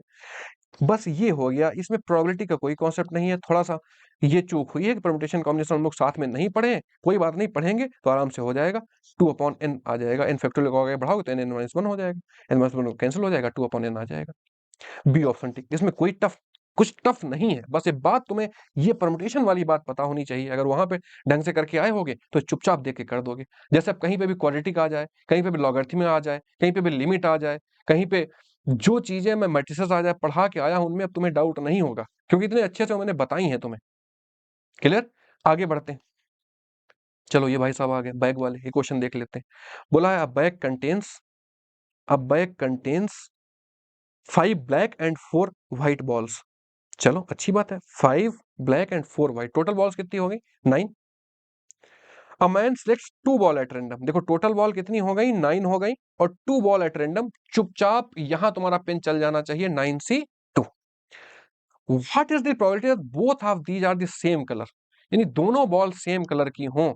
तो एक तो पॉसिबिलिटी है 5C2। इवेंट पूरी हो गई, क्योंकि हमने देखो 2 ही लेट कर रहे हैं, इवेंट पूरी हो गई। लेकिन अभी केसेस और बचे हैं सेम कलर होने के, तो और मतलब प्लस 4C2। बस ये छोटी बात अगर तुमको पता है जो पीछे मैं समझा के आया हूं, इस क्वेश्चन में वो बात दोबारा रिपीट हुई है कि हम कहां पे एडिशन, कहां पे मल्टीप्लिकेशन लगाते हैं। जब इवेंट अगर नहीं पूरी हो रही होती, जैसे यही क्वेश्चन बोलता, यहां पे देखो तुम्हें और क्लियर कराते चले कि what is the two balls are select random, what is the probability that both are of different colour. Different colour अगर ये पूछ रहा होता, तो 2 बॉल सिलेक्ट कर रहे हैं, तो एक बॉल कैसी होती तुम्हारी? ब्लैक हो जाती और एक रेड हो जाती। अब ये प्रोबेबिलिटी तुम्हारी आती। बात तुम्हें पल्ली पड़ी या नहीं पल्ली पड़ी? क्योंकि हमें 2 बॉल चाहिए, अब एक-एक करके निकाल रहे हैं। ये दोनों ऐसे सारे केसेस हैं जिनमें बॉल्स डिफरेंट कलर की है ना? तो ये जो चंक मिलेंगे डिफरेंट कलर के, यहां जो पेयर्स हैं ये सारी सेम कलर की टुकड़े-टुकड़े मिलेंगे। 2 पॉसिबिलिटीज। चलो दोनों केसेस मैंने तुम्हें इसमें एग्जांपल से समझाए। फिर आ गया भाई क्वेश्चन, फिर आ गया, दे आर कॉन्जिक्यूटिव। चलो इसमें पेन कुछ नहीं है, अब तुम्हें क्लियर हो गया। अब तुम्हारा पेन हमारे साथ चलने लग जाएगा। 3 distinct natural number are chosen at random from 1 to 10। अब 3 डिस्टिंक्ट नंबर, तो 10C3 out of 10। What is the probability that they are consecutive. अब कॉन्जिक्यूटिव कैसे नंबर होंगे? तो 1 2 3, 2 3, टाइम मत लगाओ, 2 3 4 कॉन्जिक्यूटिव यही तो होते हैं। 3 4 5, 4 5 6, 5 से यहां से स्टार्ट करो, 2 से, बस होता जाएगा क्वेश्चन तुम्हारा। 5 6, बस 5 6, आगे जा नहीं पाओगे। 5, अच्छा कितने हैं, 10 तक है, ठीक। 5 6 7 10 तक है, फिर 6 7 से स्टार्ट कर लो, 6 7 8, फिर 7 8 से स्टार्ट कर लो, 7 8 9, है ना, 10 तक है। तो 8 9 10 कितने आ गए, 1 2 3 4 5 6 7 8 आ गए, क्वेश्चन हो गया तुम्हारा। अब ये कैलकुलेशन अपने आप कर लेना, सिंपल सी कैलकुलेशन, इसमें कुछ नहीं। बात पल्ले पड़ी। तो total number of cases upon में जितने फेवरेबल केसेस है उसमें थोड़ा सा दिमाग चला के क्वेश्चन तुम्हें बना लेना है। बहुत कभी लेंदी लगे, कुछ उठपटांग पूछे, तुम्हें नॉलेज ना उसके बारे में, चुपचाप छोड़ देना, अदरवाइज क्वेश्चन में आसानी से सिंगल तुम्हारे शॉर्ट में हिट हो जाएंगे। चलो इस क्वेश्चन को करते हैं। 2024 सेकेंड, अभी रिसेंटली क्वेश्चन आया हुआ है, ये रिसेंट में क्वेश्चन आया हुआ है। बोला ABC are mutually exclusive events, चलो ठीक है, एंड एग्जॉस्टिव इवेंट भी बोल रहा है। जैसे एग्जॉस्टिव बोल दे तो मतलब ये कहीं पे बात एक नोट कर लो, तीनों की प्रोबेबिलिटी का सम 1 के बराबर होगा। दो एग्जॉस्टिव इवेंट है, दोनों की प्रोबेबिलिटी सम बहुत इंपॉर्टेंट, ये पॉइंट नोट कर लो। एग्जॉस्टिव इवेंट्स हैं तो क्या होगा, उनकी प्रोबेबिलिटी का सम 1 होगा, इतनी बात तुम याद रखो। क्लियर।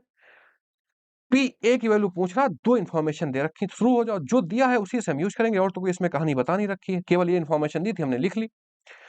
3PV इक्वल टू क्या रखा, 4PA दे रखा है, PA दे रखा है, तो यहां से PB निकाल लो, PB कितना आ गया, 4/3 PA, चलो अच्छी बात है। अब दूसरी इन्फॉर्मेशन क्या है, अब ये कोई प्रोबेबिलिटी थोड़ी है, तो बेसिक कैलकुलेशन है भाई, 3PC equal to 2PB, clear. तो यहां से PC की वैल्यू निकाल लो, तो PC कितना आएगा, 2/3 PB, बस क्वेश्चन तुम्हारा हो गया। इन दोनों के रिजल्ट को वहां यूज कर लो। पीवी पीए ऐसे ही रहने दो, वो तो चाहिए ही हमें। पीवी की जगह क्या पुट कर लो, 4/3 PA हो जाएगा, प्लस पीसी की जगह 2/3 PB, और पीबी की जगह फिर से पुट कर लो ए के टर्म में, तो into 4/3 PA equal to 1। PA common ले लो, अंदर देखो क्या बचेगा, ये 9 एलसीएम हो जाएगा, 9 यहाँ आ जाएगा, 12 हो जाएगा, 8 हो जाएगा, इक्वल टू 1। क्लियर, क्वेश्चन तुम्हारा सॉल्व हो गया है, क्वेश्चन सॉल्व हो गया है ना। तो PA इक्वल टू क्या आ जाएगा, अब 9 उधर चला जाएगा, और ये सम होके कितना आ जाएगा, 12 29, 9/29, कोई ऑप्शन मैच कर रहा हो, 9/29, सी ऑप्शन मैच कर रहा है, टिक करो, आगे बढ़ जाओ। इसमें कोई प्रोबेबिलिटी कॉन्सेप्ट नहीं था, केवल ये चीज पता होनी चाहिए थी तुम्हें, ये बात पता ही होनी चाहिए। एग्जॉस्टिव होगा तो उसकी, क्योंकि वो एग्जॉस्टिव मतलब पूरा सैंपल स्पेस मिल जाना, कंप्लीट सैंपल स्पेस मिल जाना, तो प्रोबेबिलिटी 1 हो जाएगी, है ना, यूनियन करके पूरा मिल जाना, तो प्रोबेबिलिटी 1 हो जाएगी।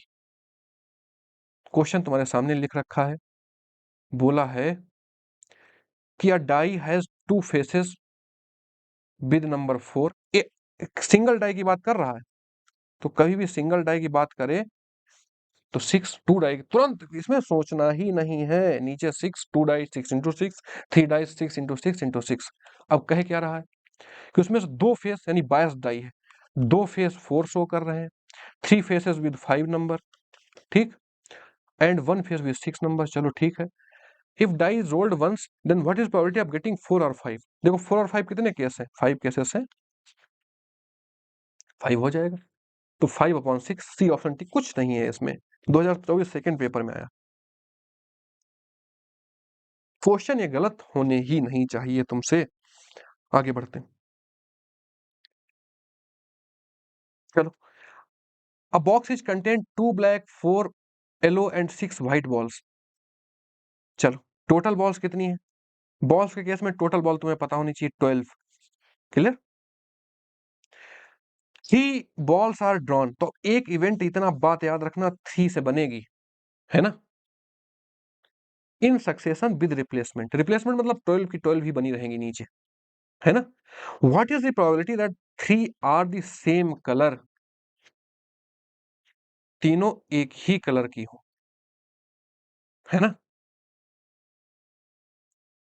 इवेंट तुम्हारी कब कंप्लीट होगी? जब 3 लिखे होंगे एक कलर की, यानी 2/12 क्या होगा? व्हाइट आने की प्रोबेबिलिटी। लेकिन तीनों केस में होना चाहिए ऐसा, तो 2/12 2/12।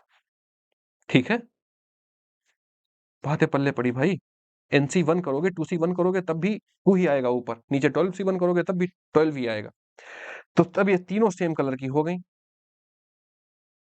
ये हमने NC1 या 2C1 लिखा है ऊपर, इतना याद रखना, क्यों एक बॉल ही ले रहे हो ना, NC1 करके लिखा, ठीक है, कंफ्यूज मत होना। ऐसे इसमें हो जाएगा 4/12, हमने डायरेक्ट लिख लिया जैसे कैलकुलेशन आसान हो, इंटू 4/12 इंटू 4/12, ये हो गया 6/12 इंटू 6/12 इंटू 6/12। ये प्रोबेबिलिटी होगी जब सेम कलर की होंगी। ये कैलकुलेट तुम करके कमेंट करना, अपने आप से इसकी कैलकुलेशन करना। केस कैसे लिखा जाएगा वो मैंने तुमको एग्जैक्टली बताया। चलो आगे बढ़ जाते हैं।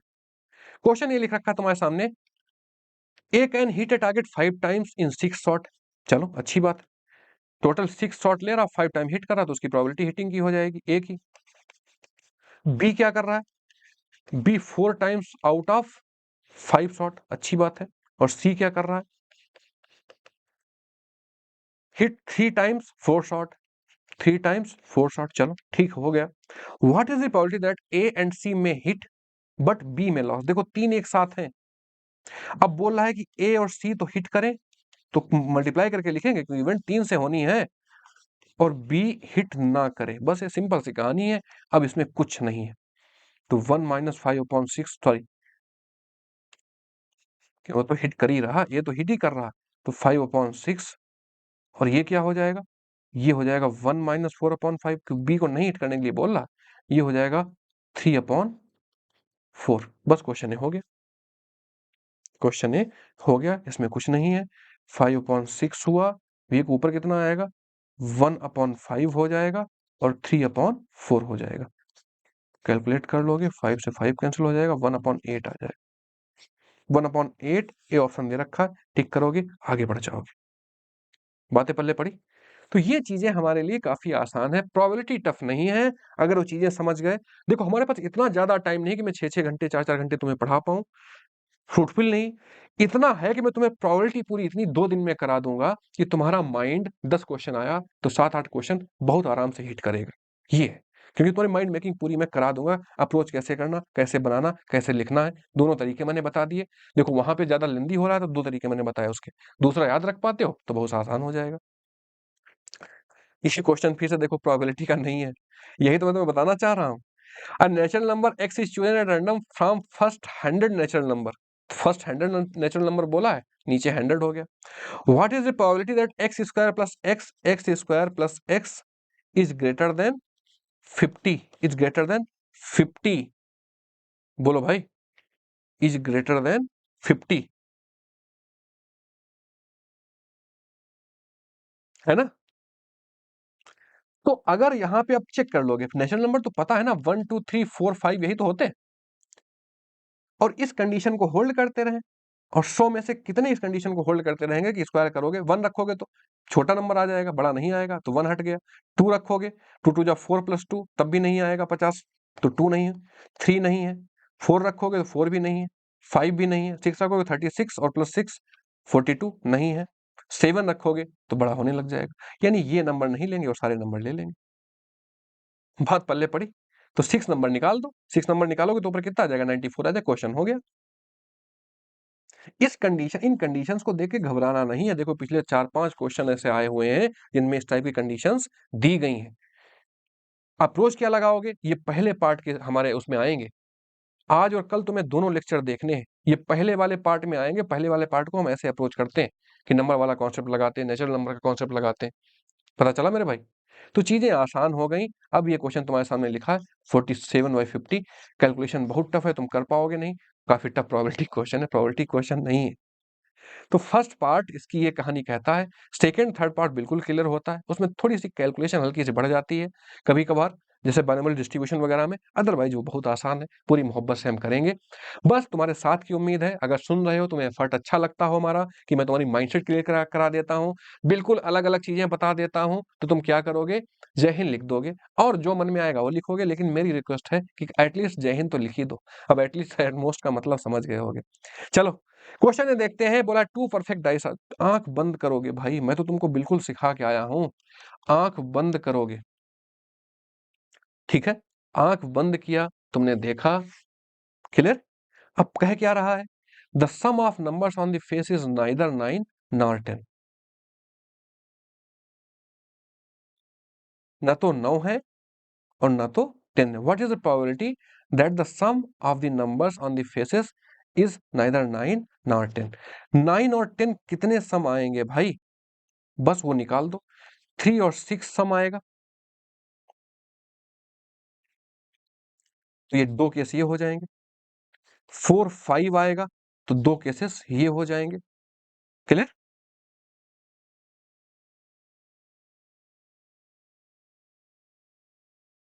और क्या आएगा, 5/5 आएगा, 5 5 हो जाएगा, ये भी 9 हो जाएगा, 1 केस ये हो जाएगा, और 6 4 आएगा, 2 केसेस ये हो जाएंगे।